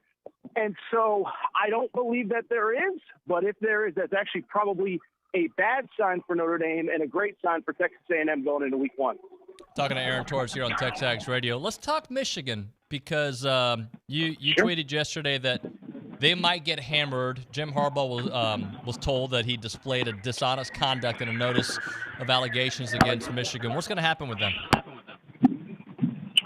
Well, I don't know what's going to happen with them. First of all, the report, which was from also On3, their Michigan site, was that the NCAA wants to give them a 1 to 2 year postseason ban for the Connor Stallion stuff. And I guess I have kind of two fundamental issues with that is that, one, first of all, the NCAA said a few years ago they're out of the postseason ban business because they just kind of believe, hey, we shouldn't be punishing kids on the current roster for stuff that happened before they got there. So that doesn't really make sense. But my thing is Michigan was punished for this. And listen, I'm not just break the rules and there's no consequences guy. Like, that's not who I am. But at the same time, let's remember what happened last fall. The Big Ten unilaterally, without doing an investigation, because of pressure from the other schools, suspended Jim Harbaugh for 3 games. And they not only suspended him for 3 games, David, they literally did it in kind of the scummiest way you possibly could. Is they first of all, Tony Petitti, the commissioner, claims he's coming to campus for some volleyball game. He's there. He meets with the school. He talks to them, gives out no punishment, no nothing. And he leaves on a Friday. Saturday comes, Sunday comes, Monday comes, Tuesday comes, nothing. He waits until Michigan is in the air flying to play Penn State before he decides that he's going to suspend Jim Harbaugh for 3 games. Remember, they landed not knowing that this punishment came down, and an hour before the biggest game of the season, they didn't know who was going to be their head coach. And so, to me, I actually thought at the time if that's the case, if that's the punishment, then the NCAA can't really come in because Michigan's already been punished. So, again, I'm not don't punish people who break the rules guy, but this feels kind of double jeopardy-ish to me where you were punished. Your head coach missed the 3 biggest games of your regular season through the conference in a situation where there was no investigation. It was all hearsay, whatever. And now you're trying to punish them again. I think it's totally unfair. I think Michigan has every right to continue to fight this if that's what ends up ultimately happening. AT, what do you think is going to happen with Michigan this year, like football-wise? I think they're actually well, it all comes down to the quarterback, but I actually think they're probably going to be a little bit better than people think. Now, listen, again, and I know this is something you and I have talked about for 9 months now, David, but, we have to readjust what not what is considered a successful season, but what you need to do to make the postseason tournament that matters. A year ago, I would have said they have no shot at making a 14 college football playoff. But this year, I think, listen, the defense is still as good as just about anybody in college football. The big question for them is who ends up being their quarterback. Sharon Moore's no longer the play caller. He's the head coach, et cetera. But they don't play Penn State. They do get Oregon and USC at home. I actually think they match up pretty well with Texas. We'll see if I'm crazy, in about mid-September on that one. But 10-2, 9-3, and losses to Oregon and Ohio State. Again, a year ago, that's just kind of a decent season, whatever. This year, that might get you the 11th seed in the college football playoffs. So I think they're probably a little bit better than people think. I do think the one thing that's kind of interesting with them, the Big Ten as a whole, I think that middle group is kind of rising. And so you look at, say, a Nebraska, you look at, say, a Wisconsin, obviously adding USC and Washington and those kind of schools doesn't make it easier. But I just bring it up because I do think that they can surprise people and exceed what seems to be pretty minimal expectations for this team this year. Apparently, Donovan Edwards yesterday at camp said that Sharon Moore is absolutely no different as the head coach than he was as the coordinator. Do you have high expectations for him as a head coach? I don't think we know. I think the bigger issue is, of course, that basically he's coming in at the absolute highest point imaginable, right? So, I mean, this isn't, it's like taking over Amazon when Jeff Bezos retires. It's like, well, it's kind of hard to be better than the best company in the world. And that's kind of where Michigan is coming in. Listen, I think it'll be interesting how he does. I think it'll also be interesting, again, is there an actual NCAA punishment? By the way, are we still doing NCAA punishments? I'm a little confused about that. But if there is an NCAA punishment, if there is scholarship reductions, then it seems hard to maintain that standard. But I think he could be fine. There's just a lot of variables to kind of sit here today on whatever today is, August 1st of before his first season and say anything definitive. I think he's got a chance, but I will say, I think, listen, if you're him, you can't turn down the opportunity. But I do think there are a couple variables working against him going into his first season this year. What do you think year one for USC in the Big Ten is going to feel like? I'll be honest. I think they'll probably end up being, again, a little. Let me even backtrack. I'll say this, David. I think the USC LSU game has as much significance. It's right up there, I think, with probably Florida, Miami, with consequence in week one. Now, again, I know this is a 12-team playoff era, but for whoever, both teams have, I think, some questions going into the season. And for whoever loses that game, it's hard to see a pathway to being good enough to make that 12-team college football playoff. If USC loses, obviously, at Michigan, Big Ten schedule ahead, and then obviously if LSU loses, Alabama at home, you got Oklahoma, you got a couple of, A&M, so you've got some tough games ahead. So I think that week one game is very consequential for both teams. But for Lincoln, Riley, I think a couple things. So two things can be true is that I think he was a lot to blame for last year. I also think Caleb Williams probably got into a little bit of a hero ball mode especially middle to the end of the season. Now, part of it was he had to, but you saw in that bowl game, and I know people say, oh, bowl games don't matter, all that, and I tend to generally agree, but Caleb Williams' backup, Miller Moss, was the 6 touchdowns, and I just think it proves that whatever we think about Lincoln Riley, no matter how clunky he is in press conferences, even if he's trying to duck good opponents, what I also don't think we can deny, he is a great play caller. He's a great developer of quarterbacks, and because of it, I think they have a chance to surprise some people. Now, surprise some people, I think they're over on their Vegas to 7.5. So I think surprise people would be like 9-3. I don't see them being like 11-1 and in the college football playoff. But I think what works for them is outside of the game at Michigan, most of their games are either on neutral sites or at home. They play Penn State at home. I'm a little down on Penn State. At some point I need to see them actually have a competent offense before I believe in it. So I think they could be better than people think. But again, it's USC is better, is 9-3 and probably right on the outside of the playoff. Really good enough when you're paying your head coach $10-11 million a year? Probably not. And so I guess I didn't really answer that question. I think they'll be better, but I don't think it'll be the standard that we all expected when you hired Lincoln Riley 2 or 3 years ago. Aaron, I'm going to ask you about another team in the ACC, Florida State. We all know how last season ended.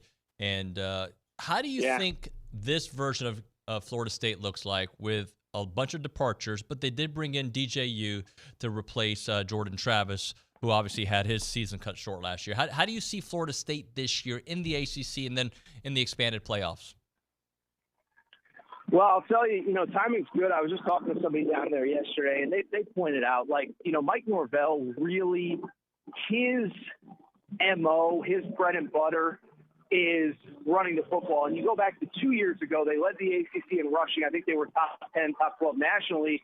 And last year they just had so many weapons that they really were kind of an aired-out team. Obviously, Keon Coleman, who's now with the Buffalo Bills, all that. But I just bring it up because I think two things can be true. I think they're really well coached. I think they're probably in that, obviously we all know there's 2 or 3 teams that just have more talent than everybody else. I guess what I would also say is, listen, we have 4 years of the DJU experience, and I just don't know that that's a dude that can lead you to an 11-1, conference championship type season, even if the pieces are around him. I mean, even the year that Clemson won the ACC with him as the starting quarterback, I think they lost 2 or 3 games, but he didn't play in the ACC championship game. So I'll say this, program with some pseudo familiarity for A&M. I think Miami's the most talented team in that league. You add Cam Ward, you add a bunch of dudes in the portal. Cristobal's always recruited well. I don't get the sense NIL is much of an issue down there. I think they're the most talented roster in that league. I'll be curious to see if it actually translates on Saturdays because, as we know, Cristobal's kind of had some ups and downs on game days, but that's the team to me that I think could I don't know if surprise people is the right word, but maybe is a little bit undervalued going into the season. All right, let's close out with Coach Cal. I didn't see what he said, but you tweeted that he had some interesting comments. Well, tell me what he said. That's what we call a tease in the biz, David. No, listen, he did, listen, these coaches have not all of them, but he chose to have an end of summer media availability. Basically, for people who don't know, basketball teams are allowed to have kids on campus for 8 weeks during the summer and work out. And listen, all I'll say is, I go back to when that decision was made in April to leave Kentucky. I think 2 things can be true is I think it had probably run its course at Kentucky. And I think relative to the standard that he set at Kentucky, he was underachieving. I think it's also easy to forget that team finished second in what we all deem to be the toughest SEC ever. So the reason I bring all that up is to say I still think he's got something left in the tank. And I know it's football season, and I know most people are focused on that, but he did really well in the portal. He's got a much older team, and I think they have a chance to surprise people, I guess maybe is not the right word, but I just think they have a chance to be really good. They're not going to rely on freshmen. They got a bunch of older dudes in the portal. He brought some guys from Kentucky. I'll just say, I know I'm running long. I know we got to go. I've watched a lot of his press conferences through the years. I know when he's BSing and when he really likes his team. And I know for a fact that he likes this team going into next season. That is Aaron Torres. Aaron Torres Online, Fox Sports Radio. Thank you, brother. I appreciate your time. No problem. So you have Herm Edwards next. I love that guy. He's awesome on TV and radio, so I can't wait to listen. Thank you, David. Thanks, AT. Talk to you soon, buddy. Appreciate you as always. All right, we'll hit a break here. When we come back, he mentioned it. We won't have Herm Edwards, but we'll be closer to Herm Edwards. He's starting at 10 o'clock. We'll have a short segment on the other side. It's TexAgs Radio.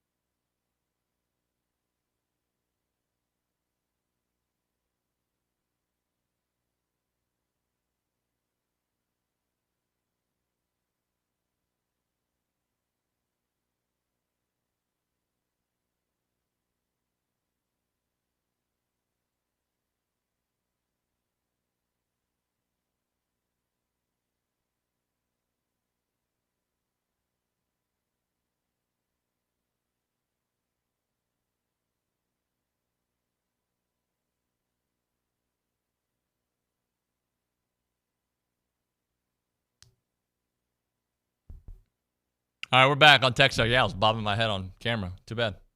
We are in the Rollo Insurance studio. Let's go to the Angry Elephant News and Social Center. By the way, Aggies gather at the Angry Elephant. Callie Gardner's there. She's got a text or two to read. Yes, we have a text from Spencer in Houston, and he says, I believe that TU being a conference opponent again is going to make A&M take measures to win that they haven't felt necessary since joining the conference. In-state rivalries in the SEC add an amount of pressure that isn't present for teams that are alone in their state. I'm excited to see what happens. Look at how the Auburn and Alabama rivalry has operated in the past 25 years. I don't think that rivalry is ever lost between, any head coach, had it been Jimbo, has it with Coach Elko. But the pressure of winning in the SEC needs to be bigger than just beating Texas, right? Like that. Let's be honest. Of course, you want that game. Every rivalry match matters, and that one, especially with the history between the two programs, and with your neighbor, your coworker, your spouse potentially, like all that adds to the intrigue of that one. And yes, especially when you're recruiting against the same guys, or for the same guys, I should say, it absolutely adds to the intensity of it. But Coach Elko wants to win a national championship, and the pressure is to be better than 15 other teams in the SEC. And if that's the case, you have an amazing chance to win a national championship, right? So, and again, I think there's a lot of different story ways we can look at a season now with the 12-team playoff.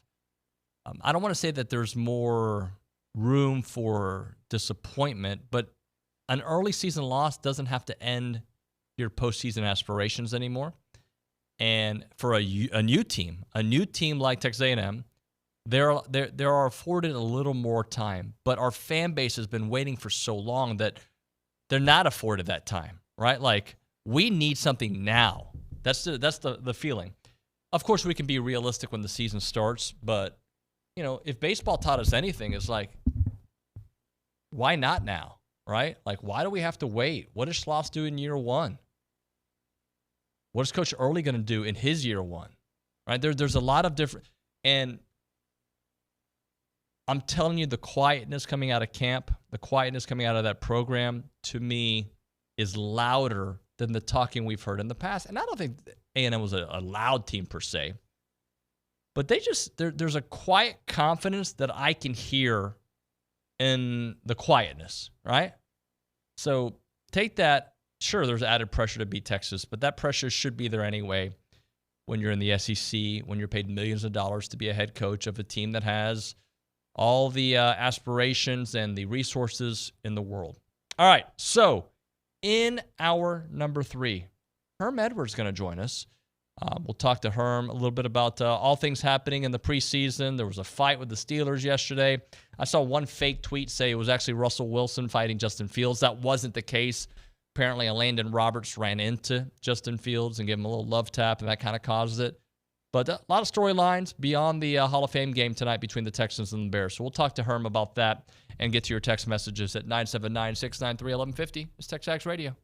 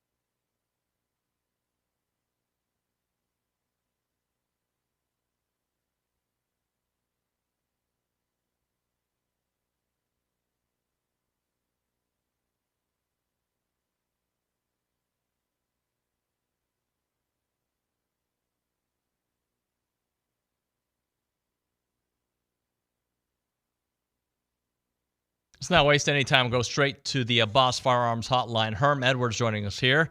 Herm, good morning, sir. How are you? I am well. How you doing? I'm great. And part of the reason I'm doing so well is that we spent so much time in this offseason talking about what things could look like. We now have college football practices starting and preseason games tonight in the NFL. I mean, it's a great time of year. Yeah, tackle football begins tonight. Doesn't count, but I think it counts for a lot of young players trying to establish themselves. National Football League player. Pretty good game tonight with two young quarterbacks, Caleb Williams, obviously, C.J. Stroud, what he was able to accomplish last year. So this will be a fun game. It always kicks off the NFL season. I actually played in this game as a rookie when I came in the league in 1977. So it's a historical game for a lot of guys. Kids have watched it on television, the Hall of Fame game. You get to obviously go through Canton and look at all the busts of all the great players and coaches. So it's quite a deal. Herm, I grew up in Houston. I was an Oilers fan, diehard Oilers fan growing up. The Texans I love. I covered them for many years. And I feel like they're that team that everybody expects to do well, and then they add to their roster with some defense, some offense, their wide receiver group. When you look at this Texans team, what do you see? I mean, right now, they're going to be battling with Jacksonville, but they proved last year that, they are the best team in that conference. Now, there's some young quarterbacks in that conference that makes it really interesting. If Richardson can stay healthy, obviously, the Tennessee Titans and Levis can if he's going to play some this year, we know that Jacksonville has a very good football team as well. So this is a young quarterback group in this division that's very interesting to me. I mean, the next 10 years, if these guys play up their potential, these are the guys. These are going to be the quarterbacks in this division. So what Houston was able to do last year with a young quarterback, can't say enough about C.J. Stroud. And when you think about his numbers, that's what's, really outstanding. He threw the ball almost 450 times for over 4,000 yards, 23 touchdowns, but the key to me was only 5 interceptions. That's really good for a rookie quarterback. Talking to Herm Edwards here on TexAgs Radio. Herm, let's talk a little bit about the other side. Caleb Williams obviously had a phenomenal college career. What do you expect to see from him in Chicago? Well, I think, he's going to be a good player. I think he has a lot of traits similar to Patrick Mahomes in the pocket. I'm not saying he's Patrick Mahomes. I don't want anybody to, when I get off the phone, hey, he said he's Patrick. No, he's not. There's only one Patrick Mahomes. His traits in the pocket, though, his movement skills, his ability to throw off platform, to extend plays, and he's not a runner per se, but he extend plays. His deal, like all rookie quarterbacks, he's got to stop throwing the ball to the bad guys.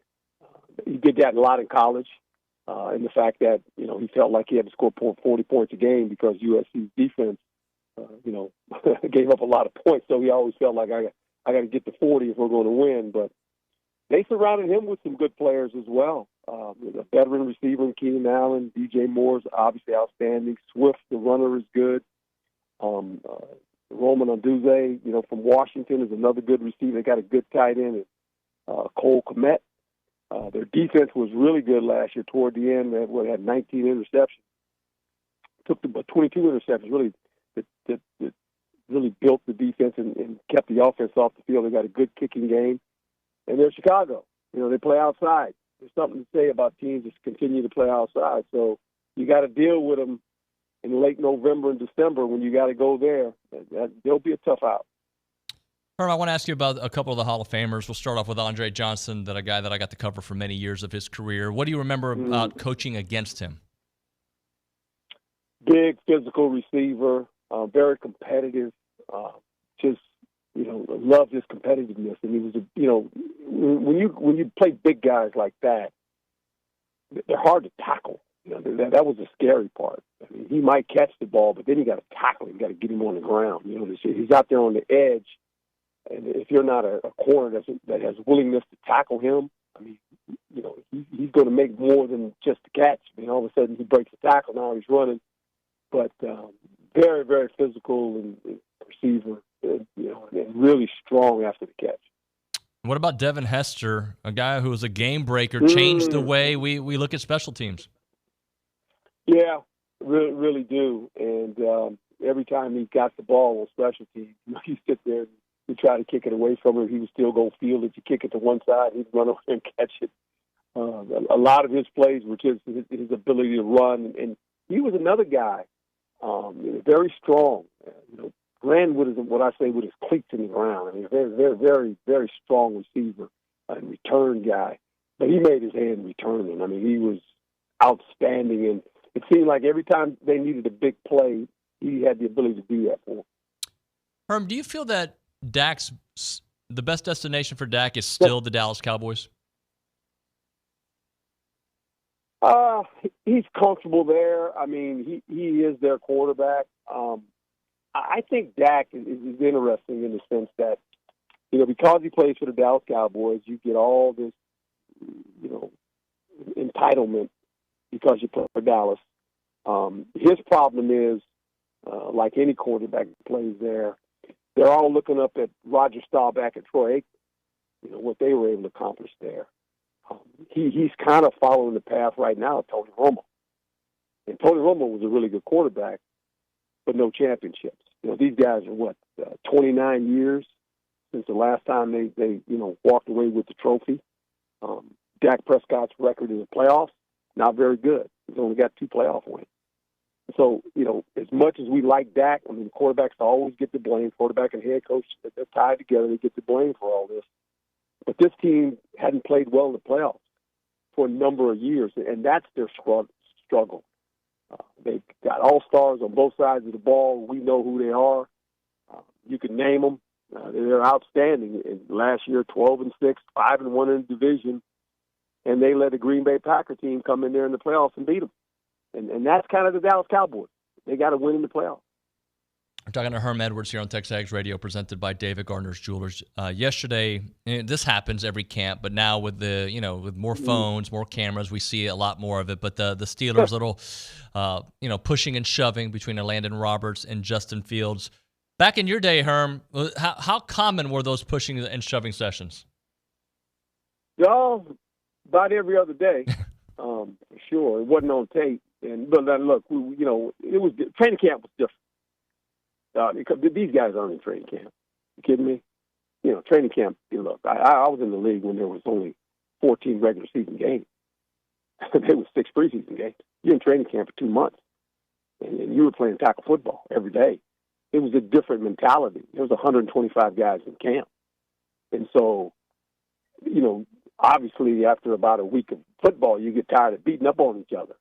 And there are a lot of little things, and that's just football, and they go away. It's not a big deal, Keep it on the field. It doesn't go in the locker room. The veterans generally control the locker room. They keep it out on the field, and things happen. So now you have it on tape. Everything's on tape. Everybody has a phone. If you have fans that come, they play it, and then all of a sudden it becomes a talking point on radio shows or who I work for ESPN. If it's a good enough one, we'll show highlights of it, and all of a sudden we got to narrate what happened here. I mean, it's football. Come on. Kidding me? It's football. Herm, how do you think that quarterback battle shakes out between Russell Wilson and Justin Fields? I think, Russell Wilson, I think he's in a good place with this offense. It's similar to the one that they ran in Seattle. It's going to be based off the running game. He's a good play-action quarterback. He's not a West Coast guy where it's 3 steps, 5 steps, get the ball out of his hand. That's why him and Sean Payton didn't mix. And he's going to play with a good defense like he had in Seattle. Fields is, he doesn't have a lot of reps playing quarterback. I mean, he's got a lot of reps running. I mean, Chicago was second in the league running the football. I think he's going to be used more as a slash guy. Now, Russell Wilson, he's playing for a lot of reasons. I mean, one, to establish himself again as a Hall of Fame quarterback, and couldn't play for a better coach or a better organization in the Pittsburgh Steelers. So we'll see how this thing shakes out. Herm, what about Aaron Rodgers? Do you kind of expect the Aaron Rodgers of old, or what do you think we're going to see this year? Well, he's 40 years old. He's 13 years removed from the playoffs as well, right? So I mean, the Jets haven't, they've missed the playoffs 13 years, right? Aaron Rodgers, I mean, he 14 years since the last time he won a Super Bowl. Now, I do believe this. If he can stay healthy, this team has an opportunity to get in the playoffs. There's no doubt about it. They got a big-time defense. He's going to make these receivers in this offense better. So if he can stay healthy, this is another division that's pretty interesting. When you sit there and you got the Buffalo Bills, so Josh Allen, I can't say enough about him. He's fabulous.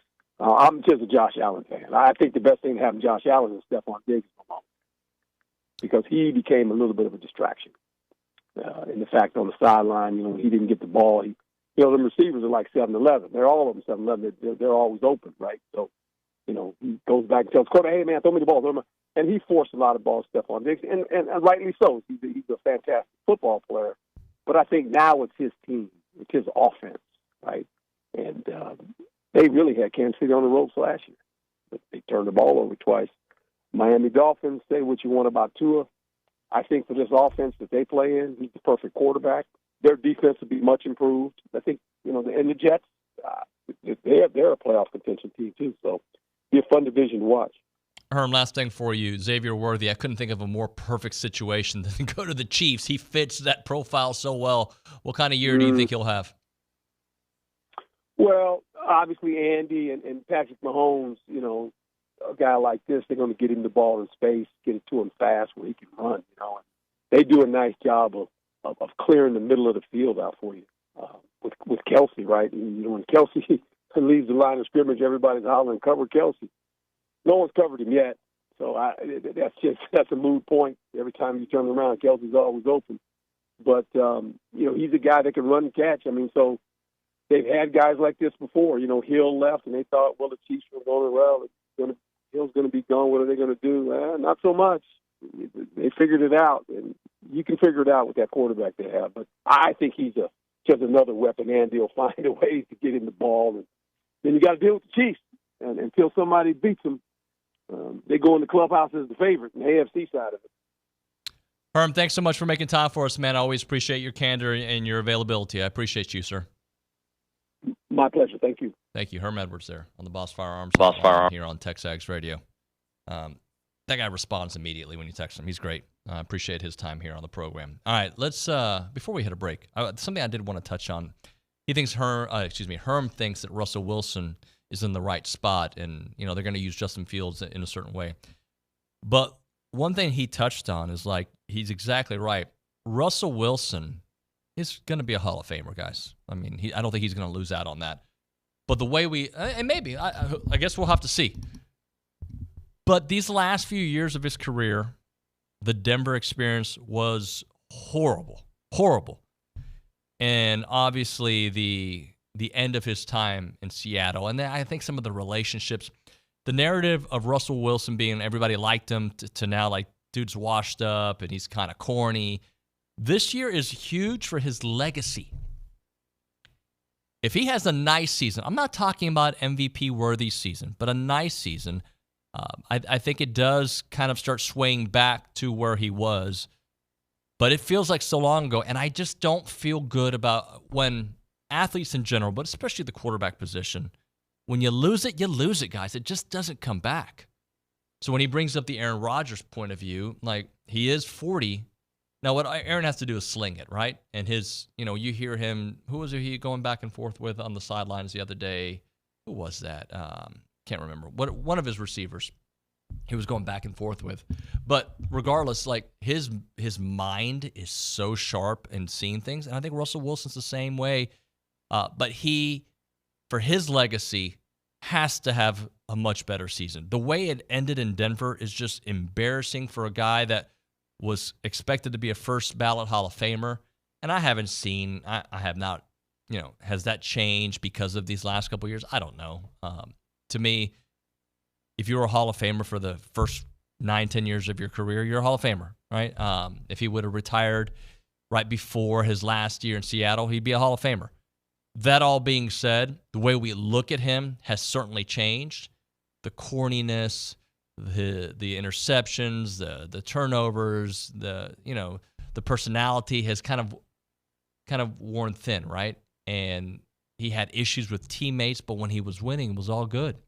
So this is going to be a very important year for Russell. And, for Aaron Rodgers, we'll see if he really loves to play football. He needs to get that team into the playoffs. And it's going to be hard in that division, as it always is. But he needs to see them get into the playoffs. Let's go to the Angry Elephant News and Social Center. Callie, we got any text messages to provide?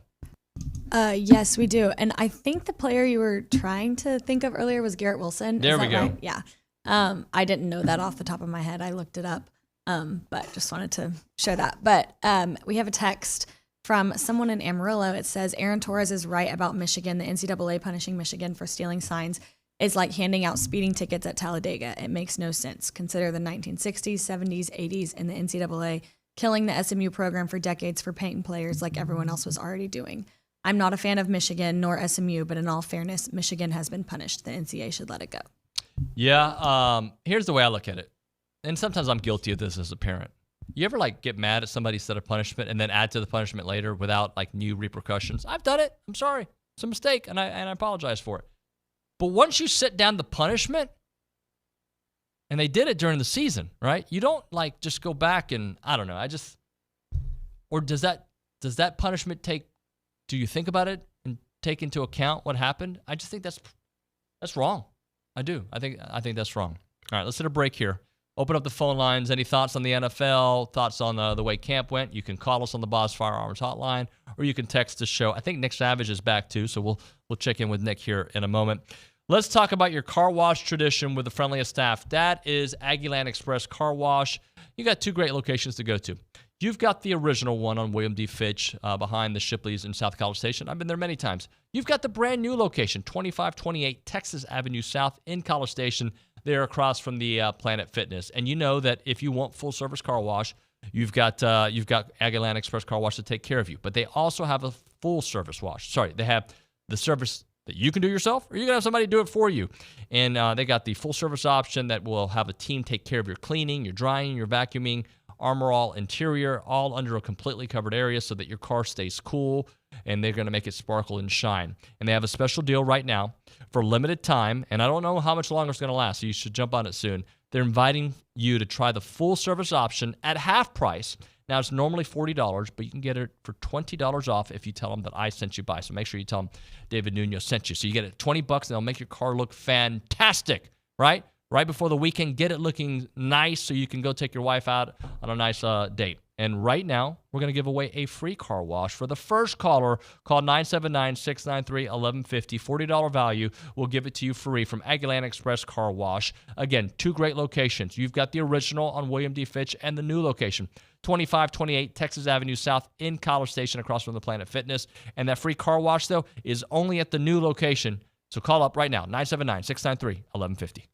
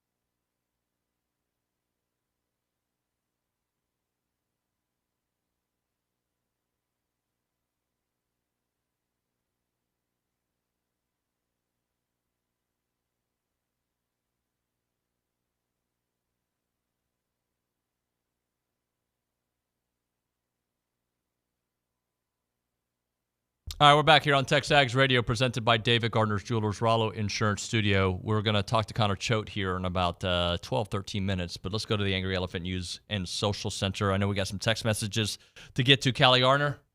Yes, we do. We have a text from Jason, and he says, how would you rank the position groups, and are any of them top 3 to 5 in the SEC? So I would say defensive front 7, obviously, has to be in the top 3. Top 5 at the very least, top 3, right? I would say, let's kind of go through it. Quarterback-wise, I don't think we're in the top 5 right now. I think I think Connor can get there in the top 5. Skill position, no, we're not top 5. Like wide receiver group, no. Obviously I hope that they end up there. So I'm not saying what offensive line, they're not in the top 5. When it comes to, linebacker group, I would say top 8, right? And that's based on projections because it is a new linebacker crew. You don't lose Edgerrin Cooper and magically get better unless somebody steps up. And, obviously I think Torian's going to take a big step. You talk about the secondary, you can't put them in your top 5. So if I were to say top 5 position groups, and tell me where I'm wrong, guys, you can tell me, but I'd say, yes, defensive line. I hope and expect to see Connor in the top 5 when it's all said and done. If he stays healthy, he was absolutely a top 5, top 4, top 3 guy. So, and I hate quantifying it by saying if he stays healthy. Special teams have been abysmal. They'll be better, but I think it'll be top 5 good. No. Now, talent-wise, I think we're top 5 in the SEC. But the position group as a whole has not produced that just yet. And like coach, I think when it's all said and done, Mike Elko will be a top 5 head coach in the SEC. It's impossible to put him there just yet, but I think he will be. So I think I'm fair. Kate, am I fair? That fair assessment that right now only one position group I could say today emphatically is the top 5 group? Well, David, I agree. Callie, do you agree? I agree. I think that's a fair assessment to kind of rank. And I always go back to, I don't want to be too hype over like certain things in the football world. I would rather kind of fly under the radar. And I know some people don't agree with me. It's good to have the excitement, but I think the overhype, I know we talked about this one day. I don't think you were here, but we were talking about how, every year leading up to the football season, we've been preseason top 4, preseason top 5, and things have not ended well for us. So I think kind of flying under the radar this year is hopefully going to bode well for us, but we'll see. Yeah, and look, I'm just like, do I think Nick Scorton is a top 5, pass rusher? Yes. Do I think Connor Wigman will beat top 5? Yes. Is he there today? Well, no, because he hasn't done a full season, but yes. And now that's a two-way answer. That's a Nuñoism. He is, but he isn't. When he plays, he's trending in that direction. We just need to see it all season long. And there's others who have played full seasons or more seasons that get that distinction right now. Do I think the wide receiver group, I don't know what to expect from Jabri Barber. I just know they're excited about him. So it makes me excited. I've seen Noah Thomas, and when he's elite, he's elite. I've seen Moose Muhammad. When he's elite, he's elite. But it's impossible today to say that that's the top 5 position group. I think the secondary group is significantly better than they were last year. It's part of it because of depth, because of roster balance, right? There's reasons for it. But I was really excited going into last year with Sam McCall and Tony Grimes. I was. So the only position group that I would put in the top 5 is the defensive line. I hope mid-season we have a completely would I be if I were to, I don't even know where to put the offensive line. I think they're going to be better. What were they last year? 13th, 14th, 12th, right? Maybe you want to say they were 10th. If they're 8th, would you be happy? I mean, I'd be happier. I don't know if happy is the right word, but I'd be happier. And I think they are going to be better. What other text do you have there, Callie? We have a text message from Jerry, and he says, "Good morning, guys. Back on the topic of going 100% all the time at practice is so important.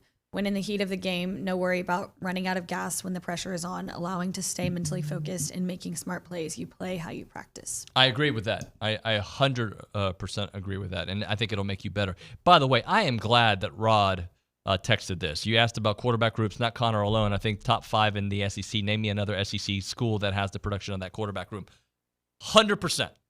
Rod, you are 1,000% on it. Yeah, I can't argue with that. I think you are exactly correct. I saw Marcel yesterday, by the way. He looked awesome. Jalen Henderson was running his tail off. He looked so fast. They all did. Yes. So 1,000% when we talk about that position group, there's not a position group that I feel more comfortable with in the SEC that has done it, right? Now, nobody in that group has done it for an entire season, but 1,000%, if Connor were to go down, Marcel or Jalen will 1,000, and you got some freshmen in there too that I expect big things from. 1,000% agree with exactly what you said. I think the hardest thing for me to evaluate here sitting today, and it is hard, is what we saw at Kansas State, what we will see at A&M. What we saw at Duke, what we'll see at A&M. What we saw the defensive line at Florida, what we'll see at A&M. That's the hardest part because you can take bits and pieces, what we saw in the Texas Bowl, and apply it from certain players like Marcel Reed, like Dalton Brooks that we started the show with, right? So there are certain things that you can project. Here's what I can tell you. This team as an overall unit will be coached better, which means we can better evaluate the talent that they have during the season, because what we had the last couple years is potential not meeting development. We had a player-led culture, which can be good, but wasn't necessarily good, as opposed to a work-led culture. This is the expectation. This is what we want to see. So I do agree. The quarterback room has to be in the top 5. And you want to talk about 5 stars here, 4 stars. Okay, but who's done it? That quarterback room has done it. Again, nobody's played a full season. That's okay. What we've seen from Jalen Henderson, what we've seen from Marcel Reed, what we've seen from Connor Wigman is pretty darn good. And if you don't have some of the chaos on the offensive line, which we've seen, then we can better evaluate. All right, let's talk to Connor Choate. I don't know why I forgot for a second. Connor, I didn't forget about you. You're my guy. We'll talk to Connor on the other side of the break. We've got that to get to. We'll get to some more of your text messages. And, of course, we'll chit-chat about life. Let's hit a break here. We'll come back with more. It's TexAgs Radio.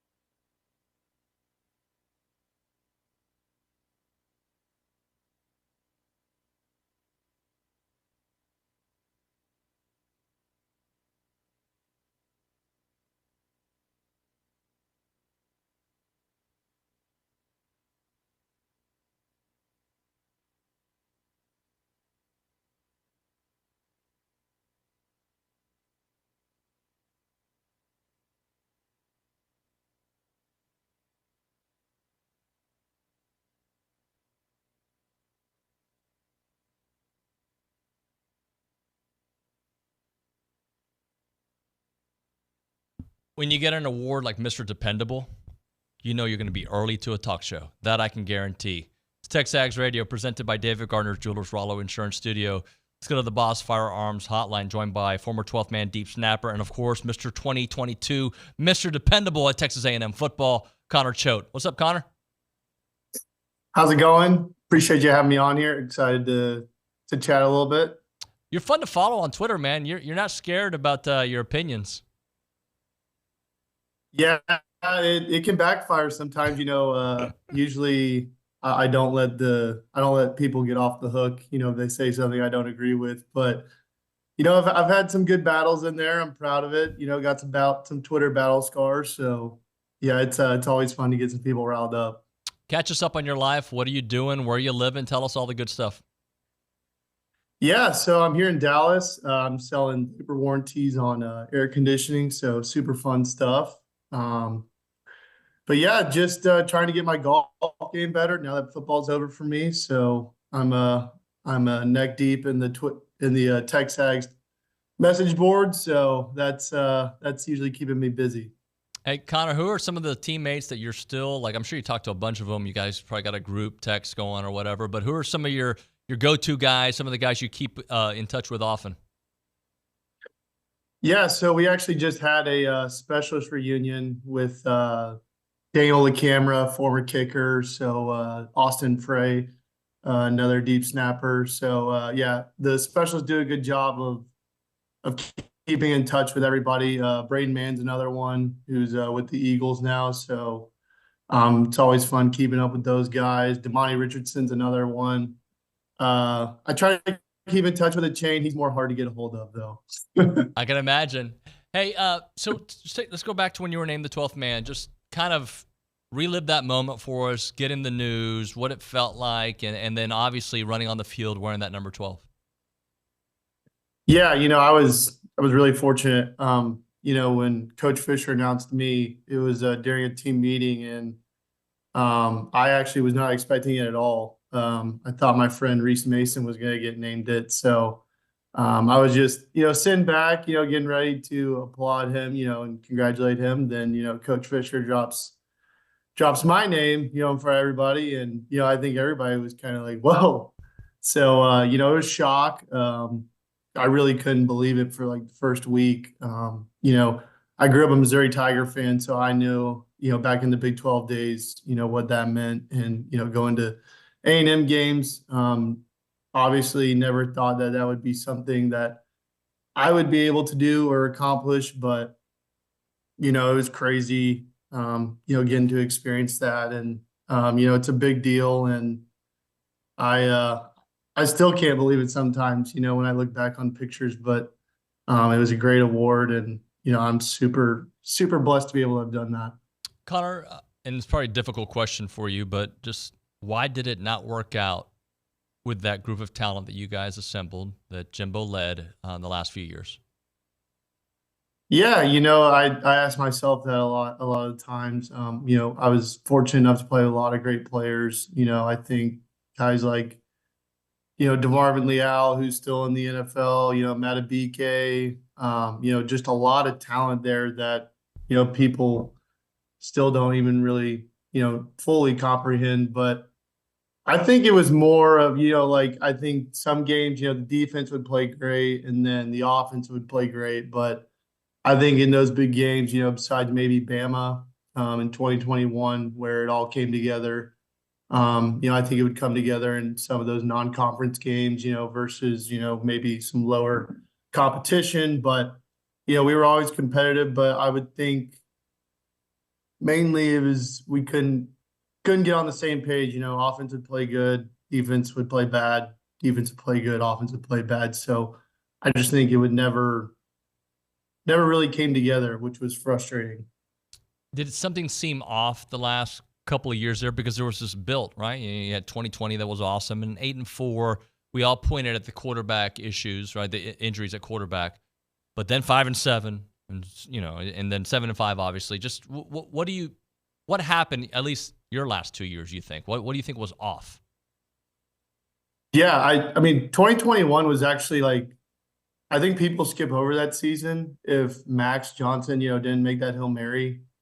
Obviously, I think that was a big play, and obviously it was the last play of the season, really, besides the bowl game that we didn't get to play in because of COVID. But yeah, I think we had a lot of momentum in 2021. I felt good going into it after the COVID year. Obviously, some hiccups along the way, but I think the only thing that fell off was kind of maybe the accountability standpoint from the players. It was easy to blame coaches at that point, and they get paid a good amount of money, so they're gonna take the blame. But I think it was on the players, honestly. From accountability, just not even on the field but off it. I think that was a big part of it. But 2021, you don't have that Hail Mary. I remember being in the talks of a New Year's Six bowl during that season. But and I don't want to blame Max for this. Obviously, he was trying to win the game for his team. But if that play doesn't happen, maybe 2022 goes different. You just never know. And when you're playing the SEC, it comes down to a handful of plays. So, Connor, I do want to add one thing about that game, the LSU game, and I bring it up all the time, and I think it annoys people. But did Monty strip that ball at the end of the game? They should have never had that opportunity. That should have been A&M ball, game over. Yeah, and it was on a punt too. I mean, usually punts are not that cool, but I had a pretty good view of it, and it was right in front of the LSU sideline. You're in Death Valley. I understand as a ref, it's hard to make that call, but you have to do the right thing, and I don't think that ref did. So here we are. So you got to see Coach Oko coach at practice. What do you think about what you saw then and the reports you're hearing back about what's happening now? Yeah, I think Coach Oko was great to me while I was there. Given I was just a long snapper, so he'd always talk to the punters and us. Like, hey, it'd be great if you could pin him inside the 5. Take care of me, I'll take care of you. We need long fields to work with. So he had a good punter, with Braden and Nick. So he usually was a fan of us. But Coach Oko was a great guy. The thing I noticed was the defense was like always on time to team meetings, just as a group. They seemed pretty unified while he was here. You never really heard anything about the defense, being late or, missing lifts or anything like that. So I'm a big fan of Coach Elko. I think it's going to be completely different. I think the other thing I'll be most interested to see is how he manages games, going forward on 4th down. I know Coach Fisher, caught some heat for some of his decisions on that. So I'm more interested to see how aggressive he is, going for it or, punting on things, because I think defensive coaches get a bad rep. Usually they're more conservative, but I think we'll see Coach Elko, with Colin Klein, be a little more aggressive than people think. Connor, you spent a season with Connor. Did you see something in him early on? You're like, yeah, this dude is different. Yeah. So, I mean, my nickname for him is Baby Jack Jack, from The Incredibles, how he can turn into anything and, any environment. He has a superpower to combat whatever he's in. So, and I think that perfectly describes Connor. We saw it going into Auburn. Obviously Haynes getting hurt, that was terrible, but, I was excited to see how he did it. Even when he was young, coming into spring, he was a leader, and you can tell that it was special. And he's a big time competitor. I think he's super talented. But my Baby Jack Jack analogy, I think, perfectly describes him. What about that defensive line, man? They lost some pieces, but they added some huge pieces. Nick Gordon's the first one that comes to mind. Yeah, I mean, I was fortunate. I mean, it seems like A&M's defensive line has always been good, even going back to like Myles Garrett, Von Miller. So I'm glad we're still continuing that. But I've been playing the in-state football game. A&M D-line is absolutely overpowered. So anytime I play when I'm not playing with the Aggies and I play them, it's terrible. I can't imagine what it's going to be like in real life. But, Nick Gordon, I'm really excited for Shamar Stewart. I've been, really excited for him for years now. I know he came on towards the end of last season. And then obviously Shamar Turner. I think he's really poised to break out. And, I'm really excited to see Nick Gordon as well. And the backfield, Le'Veon obviously has carried the bulk load, but Ruben and Amari have done amazing things as well. How do you see that group? Yeah, I'm excited. You even add E.J. Smith in there, which, I think was a big get. You can never have too many running backs, especially in the SEC. Le'Veon, I'm really excited to see. Also, Amari Daniels. I think, it'll be interesting to see how they use everybody in different packages, with passing downs and, running downs. But I will be interested to see who gets the most of short yardage runs. Going back to last year, I don't know if we had a guy, to get us 2 yards, maybe on a third down. But I'll be interested to see, maybe Colin, put Le'Veon in the slot or, Ruben. I think they'll get really creative, maybe even some wildcat. Hey, I hate to keep looking back, but I get just your opinion. You were there in the building. Why do you think the offensive line the last few years, and they've had a lot of talent, it just hasn't kept quarterbacks safe, right? And some of it's on the quarterback's fault, but and they just haven't developed as we expected.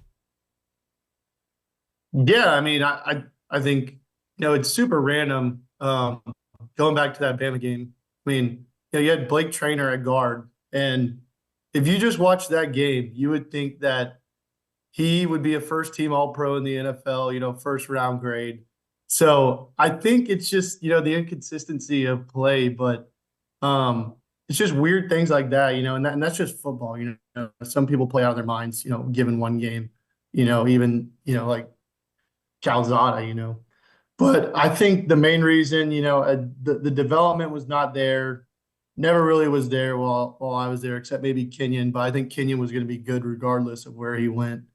But usually you wouldn't see the O-line, get worse over time, which is what I thought happened. But I'm really looking forward to, maybe Trey Zune and Fothery taking a step. I think the development will get a lot better now that, we have Cushing. So. But to answer your question, I think it was just inconsistency, and kind of the theme of that team was not being all on the same page. Hey, last football question. Then I got one other final question for you. What are the keys you think to a special season, and what does a special season for this particular A&M team look like in your eyes? Is it a 9-win season? Is it a 10-win season? Is it 8-4 going to be okay? Yeah, I think 9 wins would be good. I think all A&M fans are sick of 8 wins, but I think if you can get to 9, it'd be really successful. I think a lot is going to depend on that first game against Notre Dame. I think that's going to kind of set the tone for the rest of the year. But keys to success, I would say, obviously the defense is going to be there. We know that, but it's going to be scoring points when maybe the defense has an off game. Usually you never saw the offense pick up the defense, in the last few years, but I think that could change this year. Even when, maybe the defense doesn't have as great a game, maybe the offense can pick them up. And also I think, having, a lot of leadership on that team and people who have been there, kind of being mature about things, I think in big games, that's really going to show up too. So, leadership and, maybe having the offense bail the defense out every once in a while. All right, close out with this. How excited are you for baseball season? Because I know you kind of paid special attention to not only the season, but the drama afterward. Yeah, I was, because honestly, I'm really an Aggie basketball guy. I'm not going to lie. I became an Aggie baseball guy this year. Shout out Hayden Schott. So, and all those guys, they did great this year. So talk about a Twitter, Hayden is like the premier of the premier when it comes to that. But I'm really excited. It was really, really, really scary for about, 24 hours. But, shout out to Trev for, bringing it all back in and, getting the guy and also the players, but I think it ended up better than anyone else could have hoped. But yeah, the spring's gonna be fun, with Coach Buzz and and Aggie baseball going toe to toe. So with Texas, hopefully at the end in Omaha. So, hey Connor, man, thanks for making time. Let's do it during the season. All right. Absolutely appreciate it. Appreciate you, sir. Connor Choate there on the Boss Firearms Hotline. We'll hit a break here. We'll come back with a tiny segment to close out the show. Right now, a moment for Caldwell Country Chevrolet. You can find them on Highway 21 in Caldwell and online at caldwellcountrychevrolet.com. They're locally owned and operated by an Aggie alumni. Complimentary pickup and delivery for their service customers. And I've been saying it this week because I think this is like a headline kind of deal. But free oil changes for life on the purchase of your Caldwell Country vehicle as long as you own that Caldwell Country vehicle. That is awesome. I mean, a lot of people are spending between $70 and $120 on their oil change every 3 months, whatever. Maybe you drive more than that. Wow. Life of the vehicle. They have themselves free oil changes. Obviously, they're a proud supporter of Aggie Athletics. They love, supporting A&M, this community, and, of course, all the sports across the street there. They're the premier dealer for commercial vehicles and all of your small business moves out there and small business needs. And they do have a great selection of vehicles in that area, service body trucks, flatbed trucks, several medium-duty trucks for those heavier jobs. So a lot of different options when you go to Caldwell Country Chevrolet. They're just south of Big City with us, I would say, better prices, right? That's why you go to Caldwell Country Chevrolet. 15-minute drive, Brian Caldwell, short conversation away, but you'll see the difference when you step on the lot and do business with the great people there at Caldwell Country Chevrolet. Highway 21 in Caldwell. Online, caldwellcountrychevrolet.com.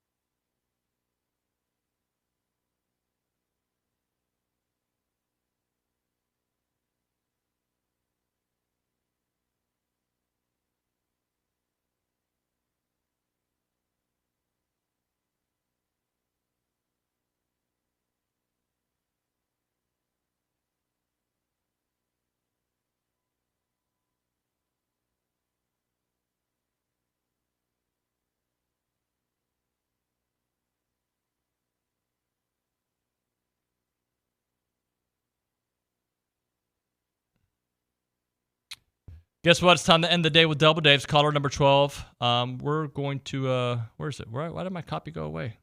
Well, caller number 12 at 979-693. We're going to hook you up with your choice of a dozen pepperoni rolls or one large topping pizza from Double Dave's. They've been serving Aggieland since 1984 with your favorite pizza and your favorite world-famous pepperoni rolls. We're going to give away one right now. Caller number 12 at 979-693-1150. We're hooking you up with your choice of a dozen pepperoni rolls or, as I mentioned, pizza. Right? There you go. I memorized that somewhat accurately, right, Callie? Yeah, it was pretty good. The copy Really wasn't good. there for some reason. I was like, where did copy go? Gone. It's gone. But You I did did. good. I don't You know. did I was like, great. where'd it go? Usually I just read it. So look, I know we have a good show tomorrow. Don't know who's going to be on. In fact, at this moment, I have zero clue who's going to be on. But I think it's going to be really good. I think Olin will be on. Fairly sure we got a college football insider. That name escapes me at the moment. So this is the worst tease in the history of show teases. But it's a Friday show. It'll be crazy. If you thought he was crunk, talking about OB on Wednesday and Thursday, Friday is a different level. It's football season, OB. Forget about it. All right, everybody. Thank you so much for watching and listening. We'll see you mañana.